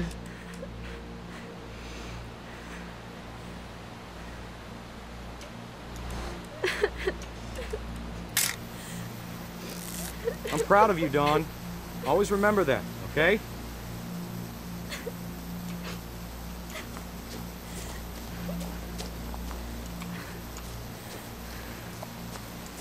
Sorry, Dawn. Just gotta reset the timer.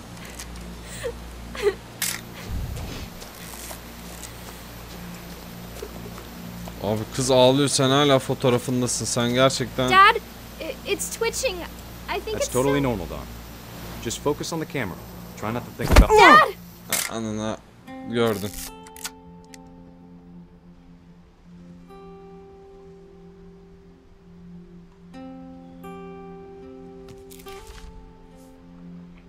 Of all these stories, that's the one I wish most that my mom had told me. Biz arada Eddie'yi mi kaçırdık? Sanırım evet.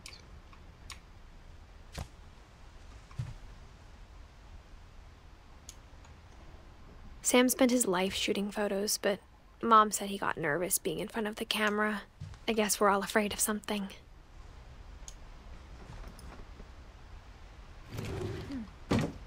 Gerçekten karma is a bitch ya.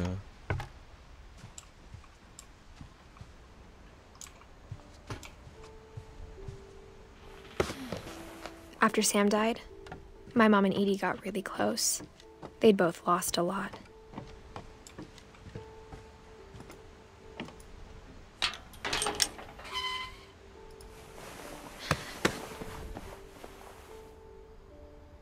Yerde birçok Pac-Man figürüyle bir bebek. Gregory 1 yaşında henüz.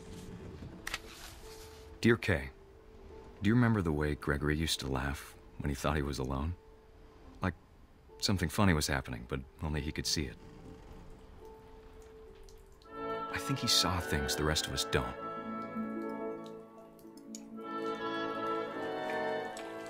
Evladım, kurbağa uçmaz öyle.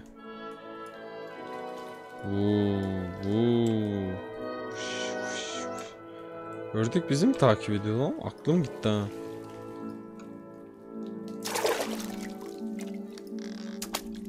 Aha. Vay arkadaş. Ben bebeği oynatıyoruz zannediyordum. Kurbağayı oynatıyoruz. Hold on, sweetie. Bekleyeyim anne. Hello? Sam, I told you I don't want to talk right now. Hop. Sam aradı. I wonder what he saw. Ne gördüğünü merak ediyorsun. Sen bir de bana sor. What his world was like.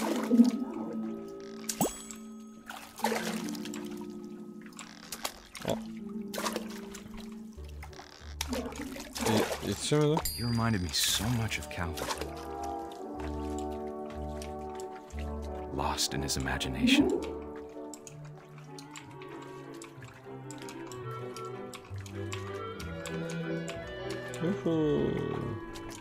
Whatever it was, he saw.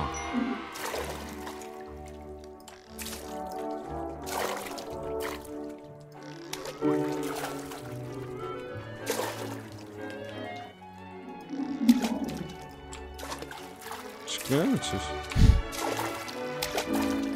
Rip rip.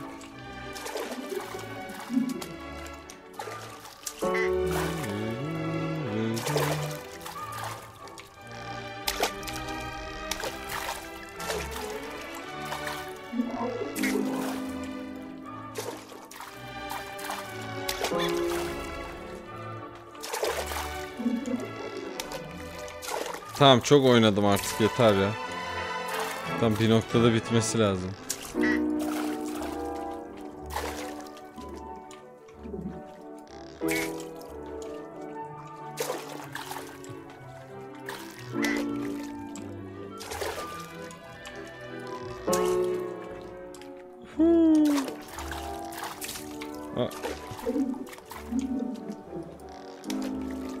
Ne güzel atıyordunuz beni az önce yukarıya. Atmıyorsunuz artık. Ördek hanımlar ve beyler. Beni bir salar mısınız yukarıya? Teşekkürler.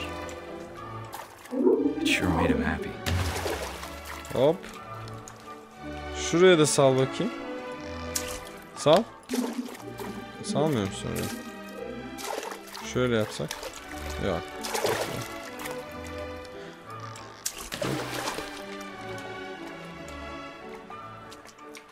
Aa, balina mı oldum? Yok, hala kurbağayım.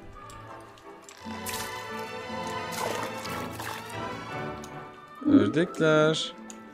Gelsenize, bir şey deneyeceğim. Kızım gelin.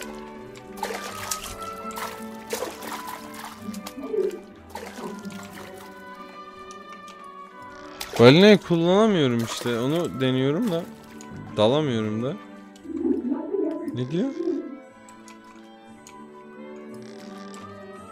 Aha. Olacak, olacak.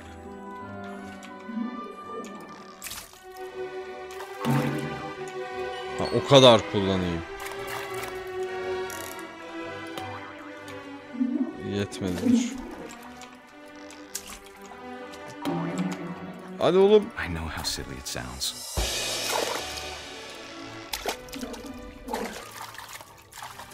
That I worried about a baby being too happy. Kardeşim, bebek dediğim mutlu olacak. Niye bebek mutlu oluyor diye mutlusun ya? Sen deli deli yaptık kendimizi. Sorry about that, Gregory. I know you did everything you could. Maybe if I hadn't called that night.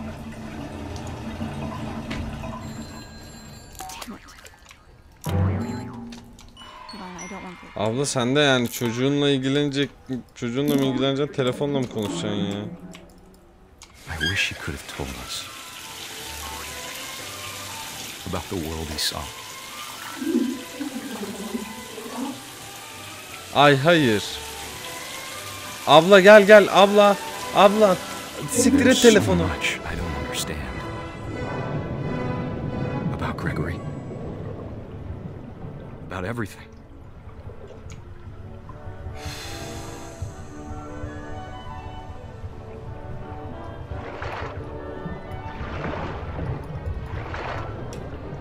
But I know what happened wasn't your fault.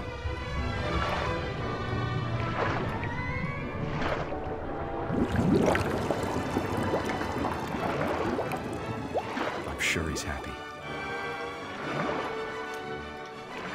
Evladım. And he'd want you to be happy too. Good luck, Kay. Love, Sam.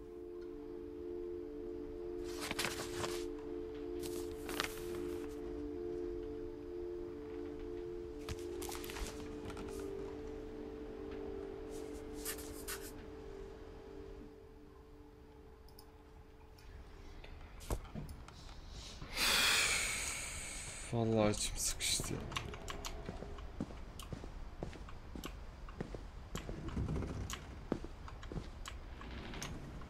Evet.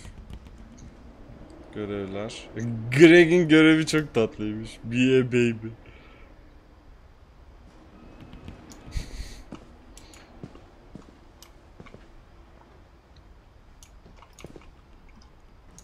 En yalıtımda siz misiniz gerçekten? Herkesin de bir ışığı var. Down'unki açık. Ama dolaplar...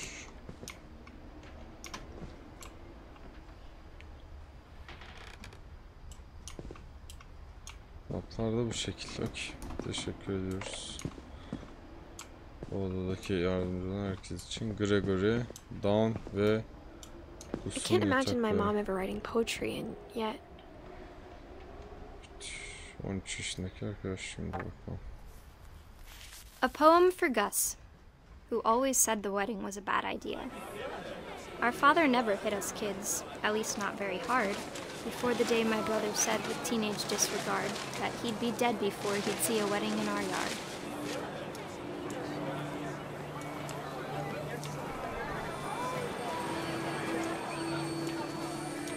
My father made him come, of course, but Gus stood far apart, just flew his kite and bottled up the storm inside his Bunu heart. açamıyor muyum ya daha fazla?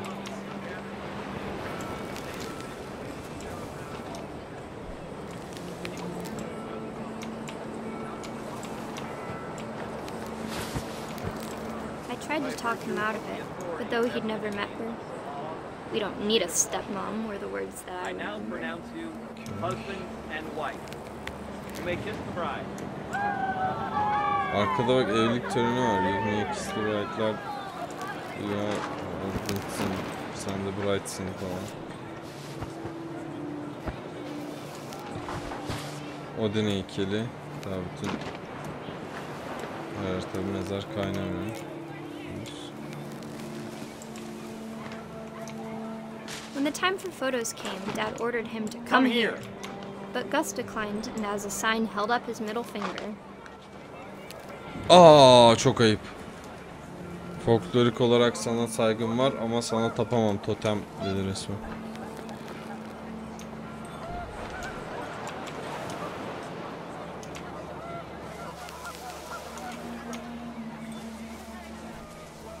The wind picked up, and panicked geese appeared and quickly went.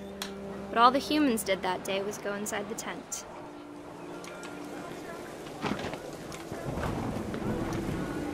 Ya yıldırım çarparsa gerçekten çok saçma olur. Ne olur yıldırım çarptırma ona ya. The rain came down in buckets then, but no one seemed afraid that nature might destroy the tent our dad had crudely made. Ha, çok iyi oldu gerçekten. Aferin sana.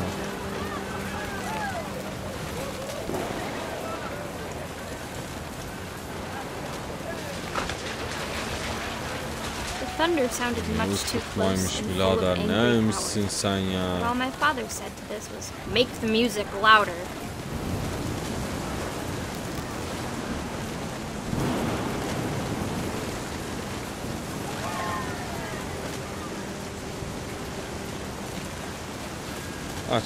Aç müziği, iyice aç. Bak birazdan aklımızı alacaklar bak. Oley. Var mı kardeşim şurada sağda solda bir trafo falan varsa onları da açayım uçurayım ya.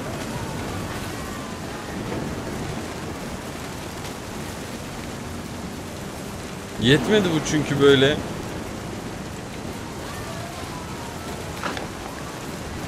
Az oldu yani. Şu evin paratonerini nerede? Lazım o bana bir noktada. Hocam merhabalar. Şurada paratoner olacakmış. Onu almaya geldim. Anasının artık.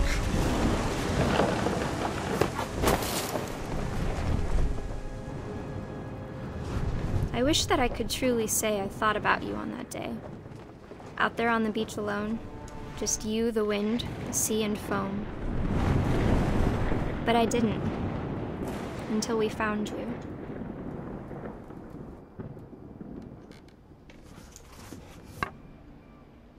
Vay birader be. She never Gerçekten. talked about him, but Mom told me once if I was a boy, they were going to name me Gus. Birine tren, diğerine ev komple çarptı.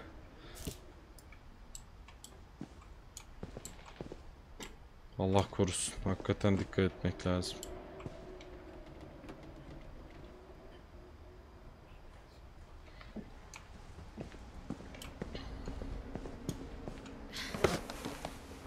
Artık ortamımıza geri dönelim. Burada Gus'ı da çözdük.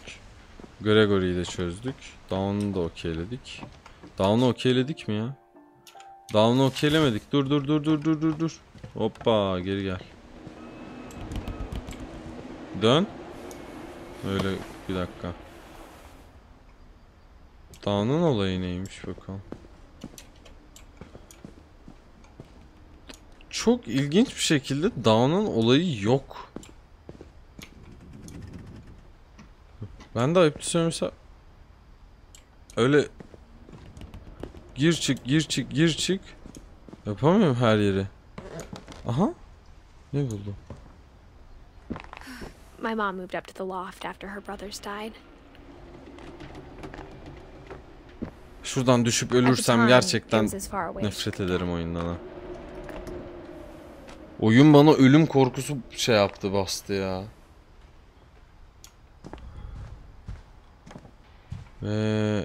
Sanjay, tanıştık. She spent a summer building houses in Calcutta, where she met my dad, Sanjay. Sanjay bizim babamızmış. Kesinlikle adı gizlenen, inatla söylenmeyen Sanjay bizim babamızmış. Mezarı burada ama görseline ilk defa denk gelmeyi başardık. Kendisi...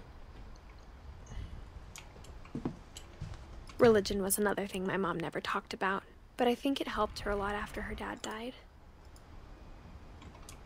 Annem inançlı bir insan. Onu da gördüm. My mom moved to India a week after graduation and got a job teaching English. Louis was born a year later.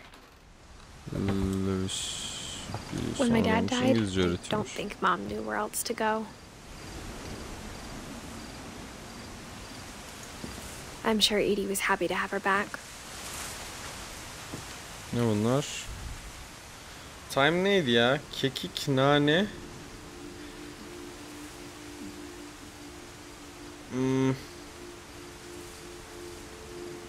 Biz satıyorduk Time ya.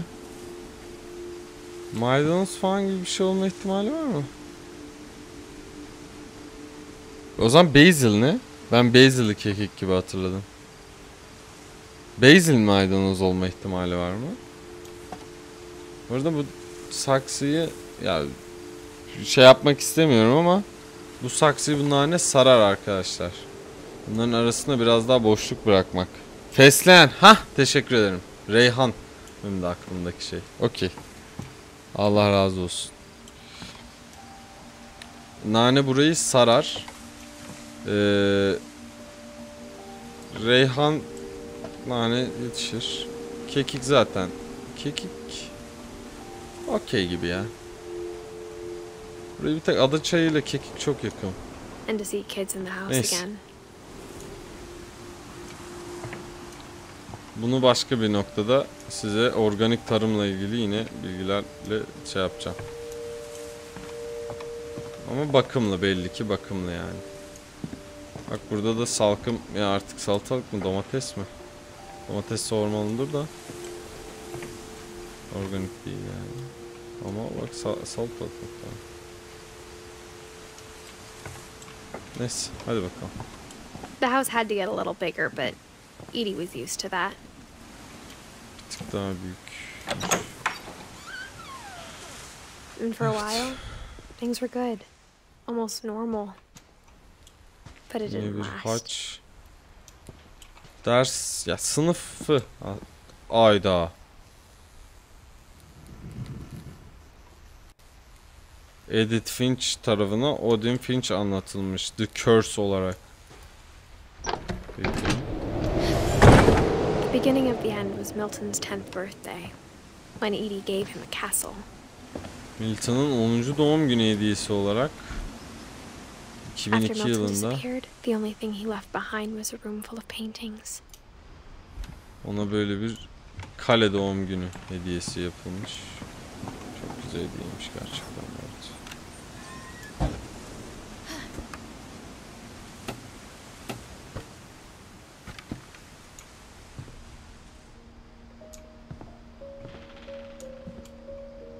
Ay. I think Edie was happy to finally have another painter in the family. Hı.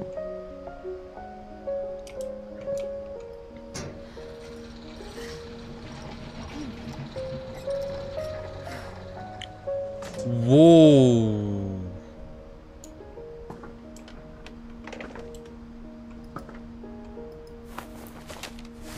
Milton Finch in The Magic Paintbrush.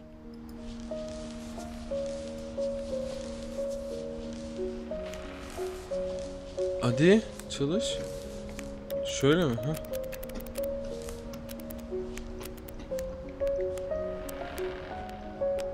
Çok zorlanıyorum şu an.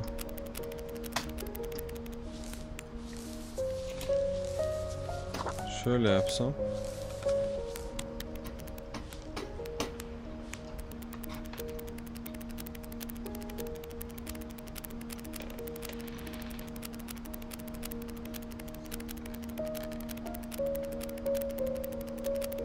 Wow.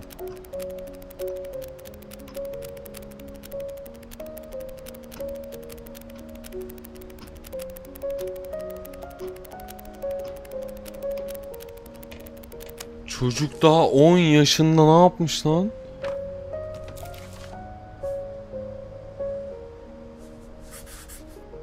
I was 4 when Milton disappeared. Ya da 11 işte neyse. 11'de kaybolmuş. Kaybolmadan önce yapmış.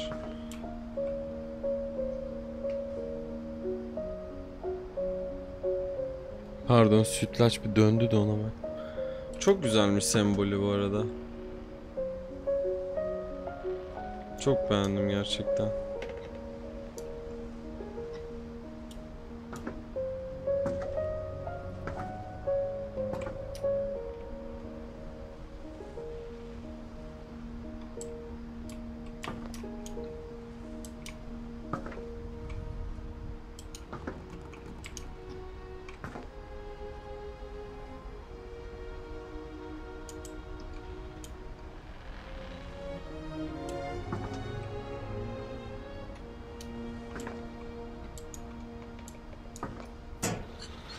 Mom spent months searching for my brother. Then she sealed the doors.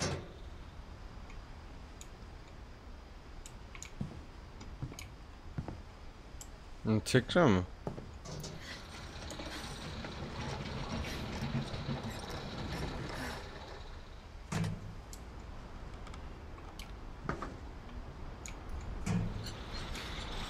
Anlamadım ki, her tıkladığımda böyle bir şey mi olacak?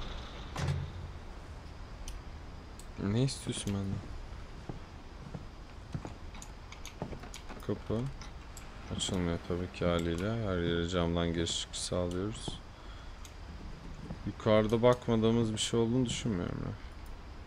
Whatever Milton had found in the house, Mom didn't want it getting out.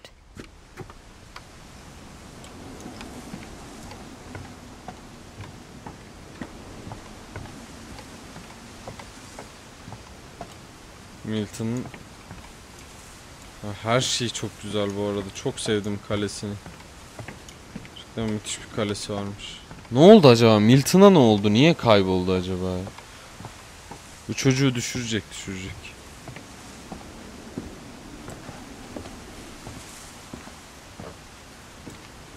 Bakalım yukarıda ne var?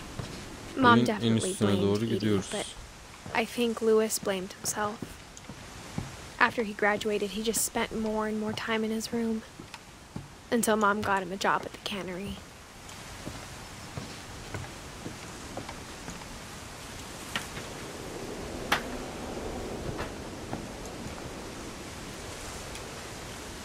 Evet.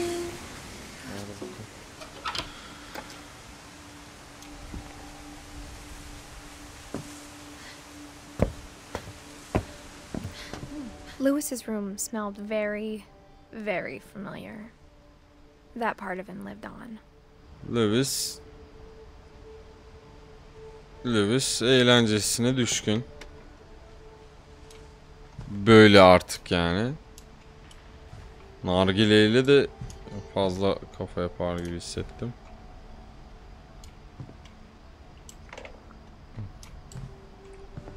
Bu kadar legalize'de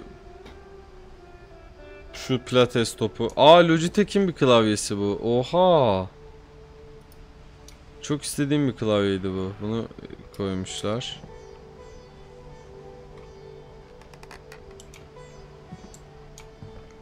Bir PlayStation 1 Lewis and I spent a lot of time playing games together, but he was surprisingly bad at them. benzeyen bir şey. He died a lot.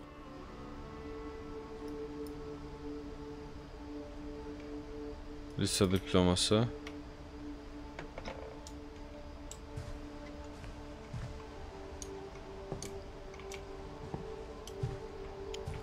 Benim masa lambamdan. Bunun mevzusu biraz daha bana yakın herhalde, anladım.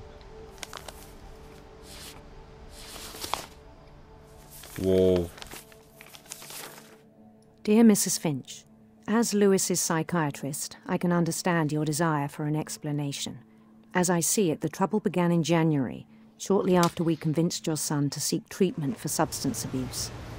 Newly sober, I believe Lewis first noticed the monotony of his daily life. Oh. Başka... Tamam, bunu at artık. Heh, tamam. He kept working at the cannery. But he withdrew part of himself. In our sessions, I saw the same behavior. At canım at, onu da at.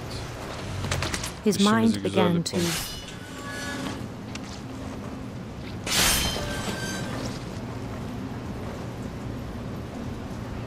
Benim Wonder. aklıma ne oldu?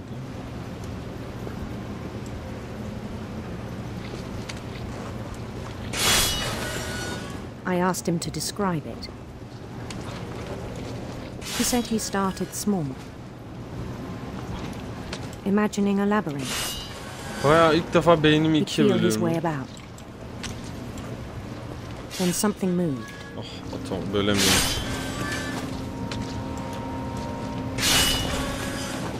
Bats and toads.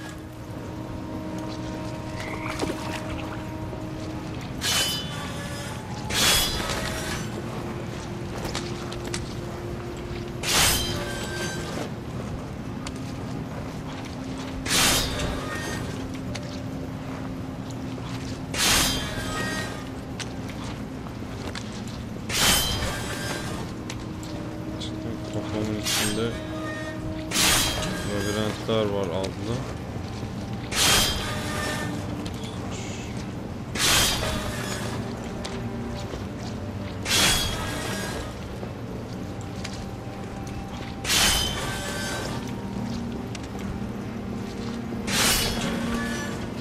Arkadaşlar her labirentin çıkış noktası aynı zamanda giriş noktasının. Boş verin tamam. Boşu boşuna geri gittik bir de ya.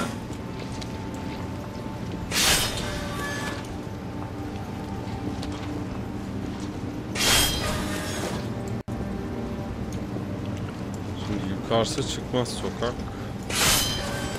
Burası da çıkabildiğimiz bir yer değil. Ha şuradan geçiş var mı? And things that have not names. He knew it was all in his head.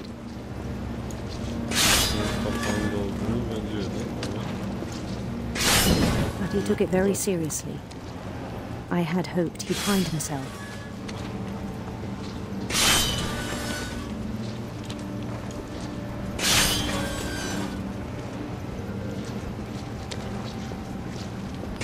But he found something more.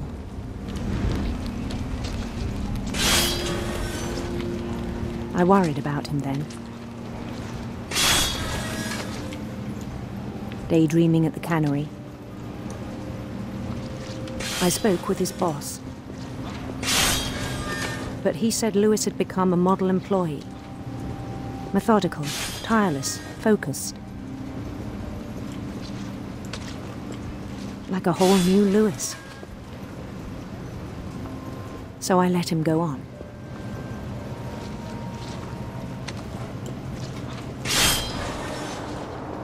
I even encouraged him. It seemed very promising at first. He told me he'd made a new friend. Aa sütlaç. Sen demedin kız. Aa başka bir şey. On the edge of a city he named Lewis Topia. Evet artık Lewis He built Topia'da the city yaşıyor. up slowly, brick by brick. Beynimiz yandı. Tuğla And he made yemek musicians. yemek.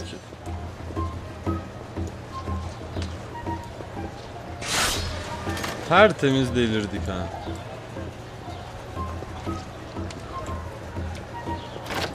And songs for them to play. Aşırı temiz delirdik yani. He talked about starting a band. And he was always humming something. Every day his imagination grew stronger.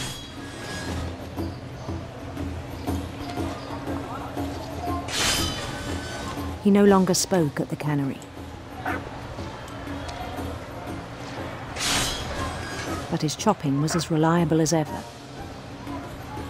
Then one day it struck him that all the cheering crowds, even the stones under his feet, were all in his imagination, so he could do whatever he wished.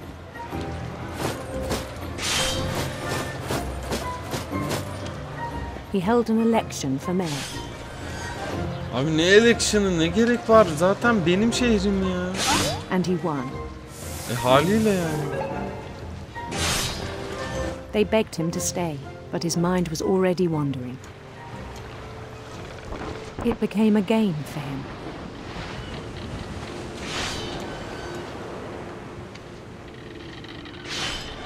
He'd conquer a city, then immediately push on. Kafamın içinde şehirler var ya. New Louisville. Yeni Louisville. St. Louis. He started drifting away from our reality. St. Louis mi bu da? Var mı? Az önceki mi St. Louis'te? Minneapolis. Until one day he forgot to go home from the cannery. Tertemiz delirdi çocuk. Even as his mother pleaded with him, part of Louis kept sailing on.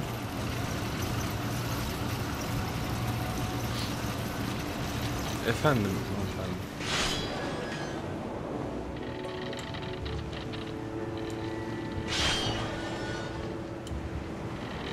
In Louisburg, he heard rumors of a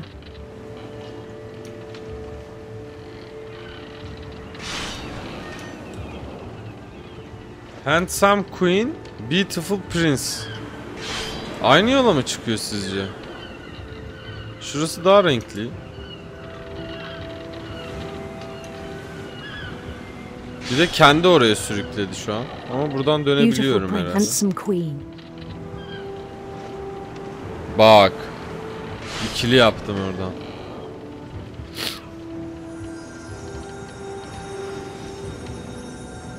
Geri dönebiliyor muyum? Şimdi çok merak ettim ama ben Beautiful Prince'i.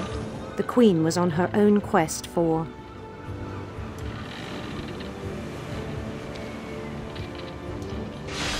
radiant rainbows.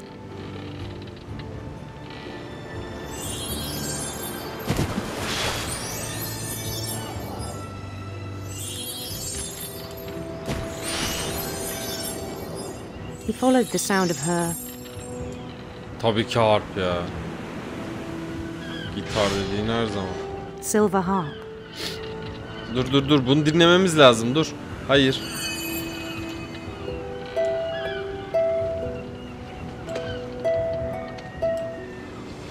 Ah yapma be.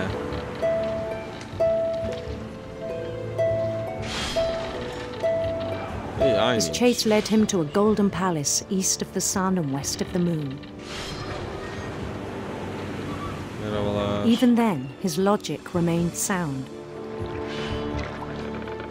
İyice artık tam ekran oldu.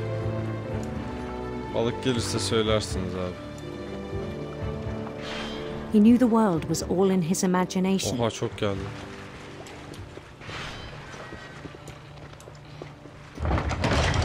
Hanımefendi bir saniye, çok balık atıyorlar. But he was so proud of having created it. Ha, o başka balık. In his own eyes, he'd become something greater than a king. Satayım, tanrı olmaya doğru gidiyoruz ha.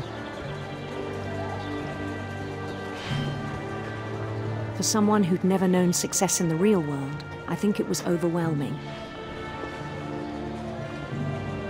And then it struck him that the real Louis was not the one chopping salmon, but the one climbing the steps of a golden palace.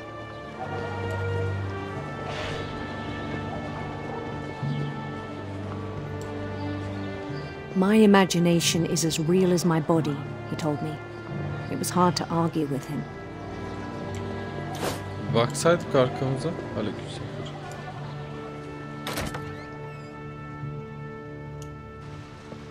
Ha, iş bitti. Çalışma bitti. Hadi hayırlı olsun. He began to forget the world we know. Bu kadar legalize'ite bu gayet iyi.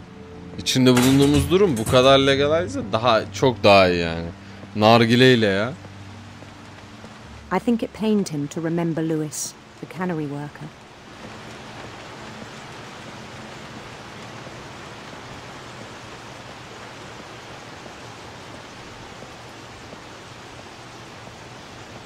He began to despise the man with a royal contempt. 9 Finch. Ne haber? Ha böyle kafayı yemiş. Yarın orada balık yok, balık. I still thought I could save him. Even after he said he was being crowned king over all the lands of wonder. The palace would be packed with his companions. Whoa. Whoa. Whoa, whoa, whoa, whoa, whoa. Including the wise Calico who'd insisted on inviting him.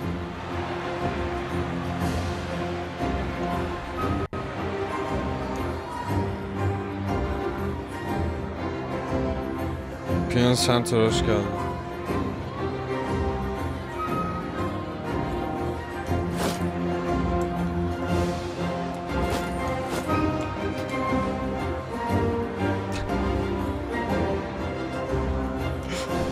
Ya buna mı baksam şuna mı? Müthiş karakterler gerçekten. His queen waited, holding his crown. Merhaba kraliçem. There was only one thing left to do.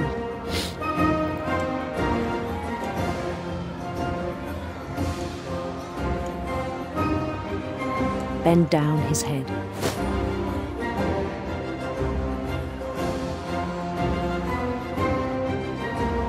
Bir dakika hapşırırken söyleyemedim. Giyotin mi var orada?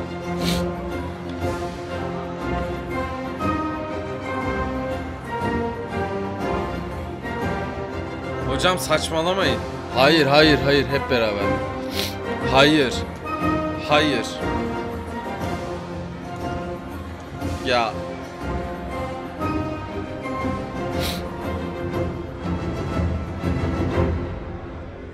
And the rest I think you know. Mrs. Finch, your son was a kind man who will be missed by all of us who knew him.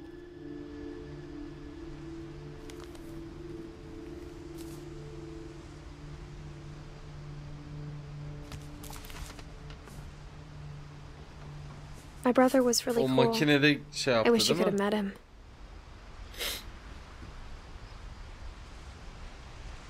Edi.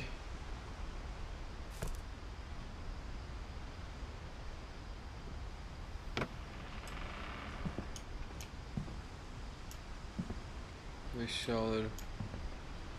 Var mı karşım? Bak şu kapak mapak hiç. Yok neyse. Hadi uzatmayacağım burasını. Burada kimseyi gözaltına ya da hapse düşürmek gibi bir niyetim yok. Buradan çıkalım. Bir şey legalize de etmeyin. Legalize ya da. Kapılar bu oyunda yok. Kapı yokmuş gibi davranıyoruz hiç.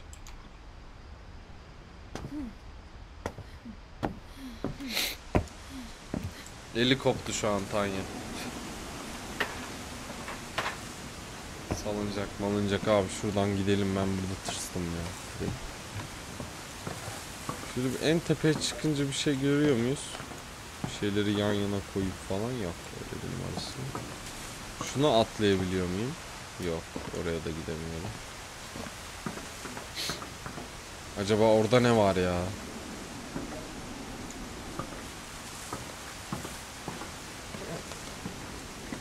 Şunun içinden oraya geçiş yok muydu?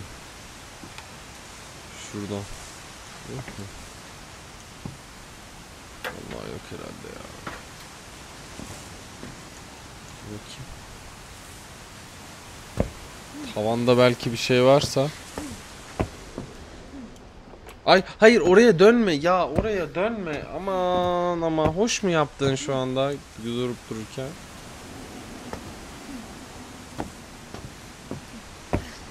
Sakin ol. Şu kadar döneceğiz. Evet. Teşekkür ederim.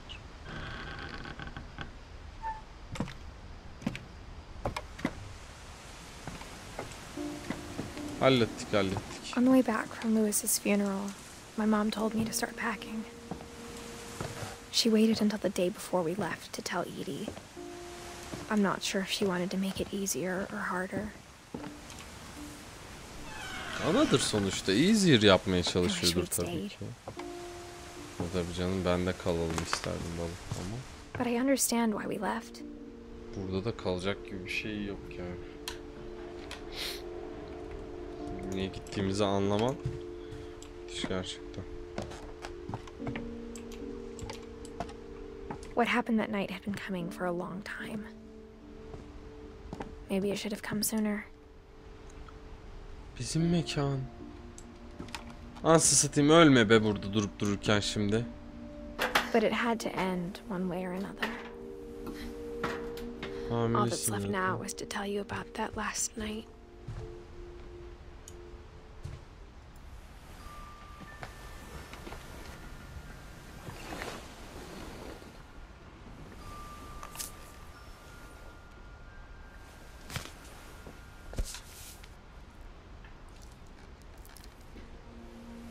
That whole last day, Edie just watched us pack and didn't say a word.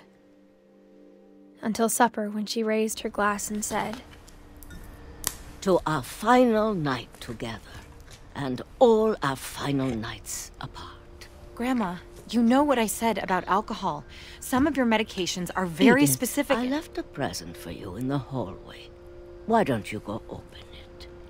The grown-ups have to argue now. I'm sorry, you're right. We're all leaving tomorrow. Let's just enjoy our last... I'm not leaving. Edith, you're excused.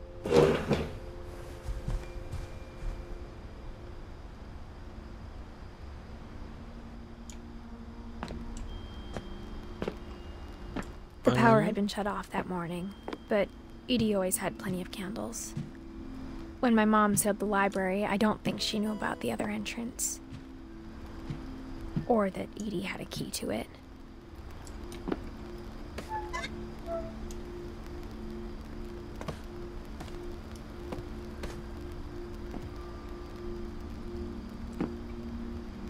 That thing you're afraid of isn't going to end when you leave the house. Edith has a right to know these stories. My children are dead because of your stories. I think it's best if Edith and I leave tonight. We'll have the nursing home send a van for you in the morning. Okay?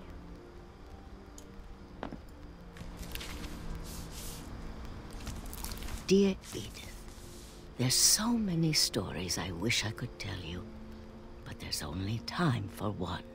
This is about what happened on the night you were born. That night, the tide went way, way out. Ne oldu ki doğduğumuz gece ya? It was the first and last time I ever saw the old house aground.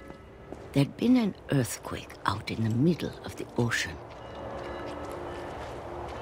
They called it the lowest tide in 1,000 years. God, it smelled awful. You know, I've seen that house every day of my life.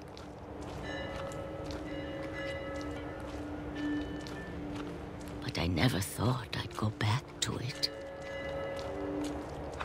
When the fog rolled in, I lost my way.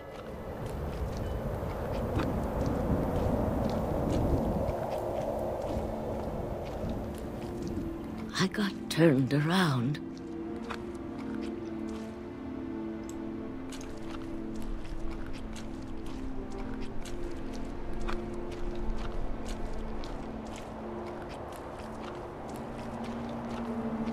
For a while, I wandered.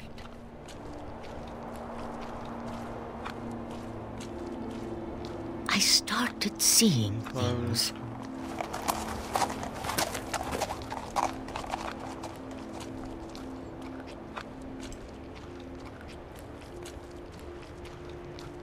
things I'd forgotten had ever existed. Nerede ya?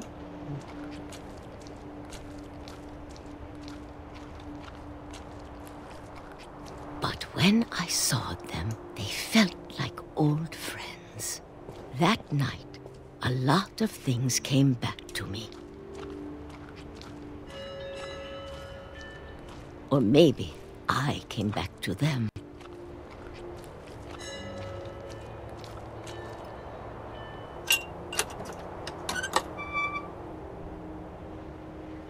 Things I can't explain, but that I need you to try and... Edith, what are you doing in here? It's mine. Edith! Mom, you're gonna rip it. Let go! I kicked and screamed, but Mom dragged me to the car. I never saw Great-Grandma Edie again. The next morning, the van came to pick her up, but she was already gone. After that, we moved around a lot.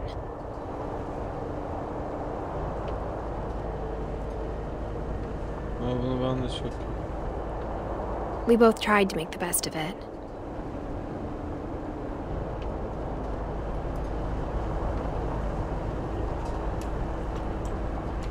A few years went by.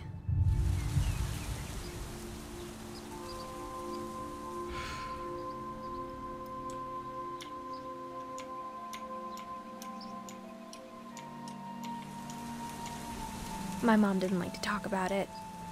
Böyle oluyor mu? But she started getting sick a lot.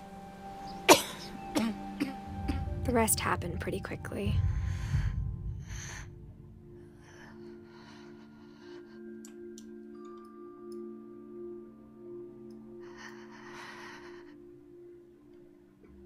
She got better for a while, and then she didn't. And then I was alone. The last Finch left alive. Until I found out about you. I'm still not sure what to tell you about all this. If we lived forever, maybe we'd have time to understand things. But as it is, I think the best we can do is try to open our eyes and appreciate how strange and brief all of this is.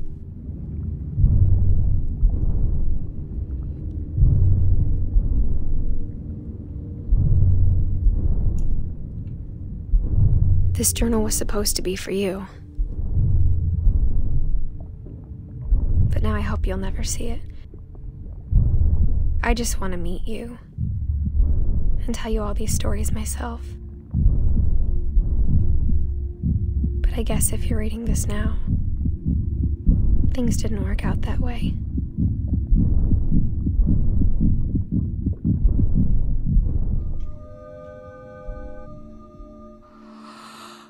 This is where your story begins. I'm sorry I won't be there to see it. It's a lot to ask, but I don't want you to be sad that I'm gone. I want you to be amazed that any of us ever had a chance to be here at all. Good luck.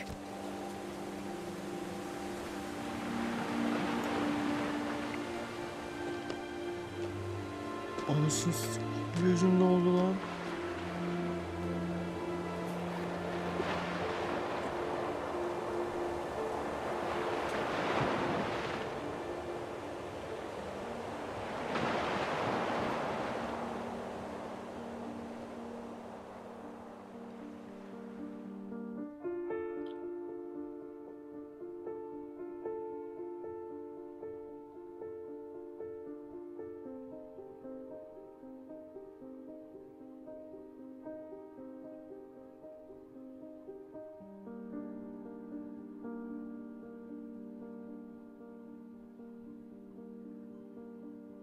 Wow gerçekten.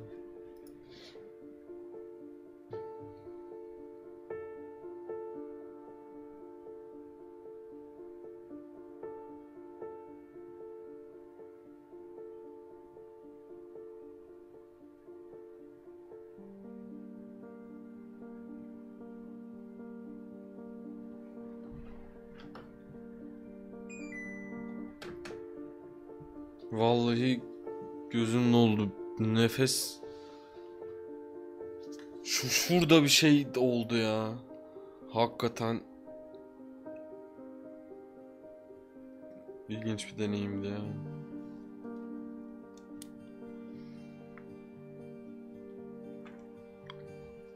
Bu kapıları senin açman, hareket ettirmen vesaire oyuna mekanik olarak hiçbir katkı sağlamıyor ama senin oradaki karakteri iyice içselleştirmeni sağlıyor. Gerçekten iyice o karakter haline geliyorsun yani. Hani dümdüz bunu film gibi de izleyebilirdik böyle. Ama evet. Yani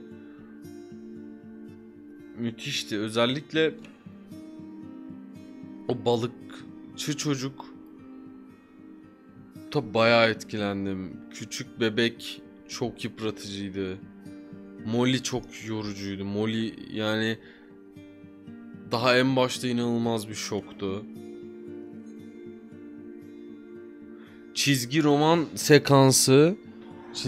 sekansı müthiş ötesiydi. Yani bok gibi olabilecek bir yer muazzam ötesi yapılmıştı. Her detay, 16 yaşında ölen çocuğun Barbara'nın Happy Birthday Barbara şeyinde pastanın üzerinde 2, dışarıda da 14 mum olması.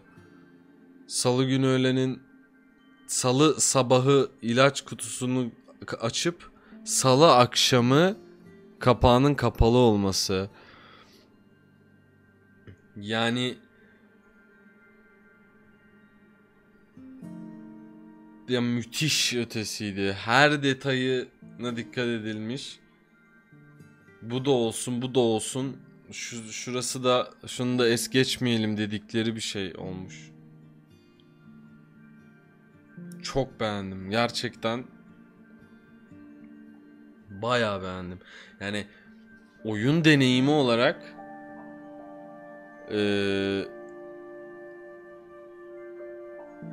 oyun Walter inanılmaz oğlum. Yani evin altında yaşayan 30 yıl boyunca ve gün ışığına çıkmak isteyen ve ya çok garip bir şeydi. Yani müthiş bir deneyimdi.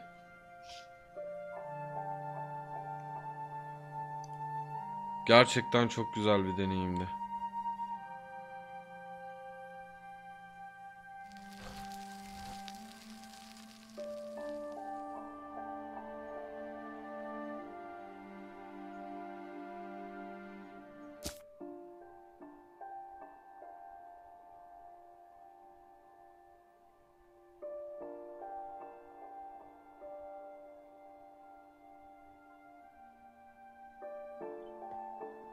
Yani şu anda sadece şu da tablo falan diyecektim az daha. Sadece şu tabloya bakarak bile şey oluyorum, yıpranıyorum. Yani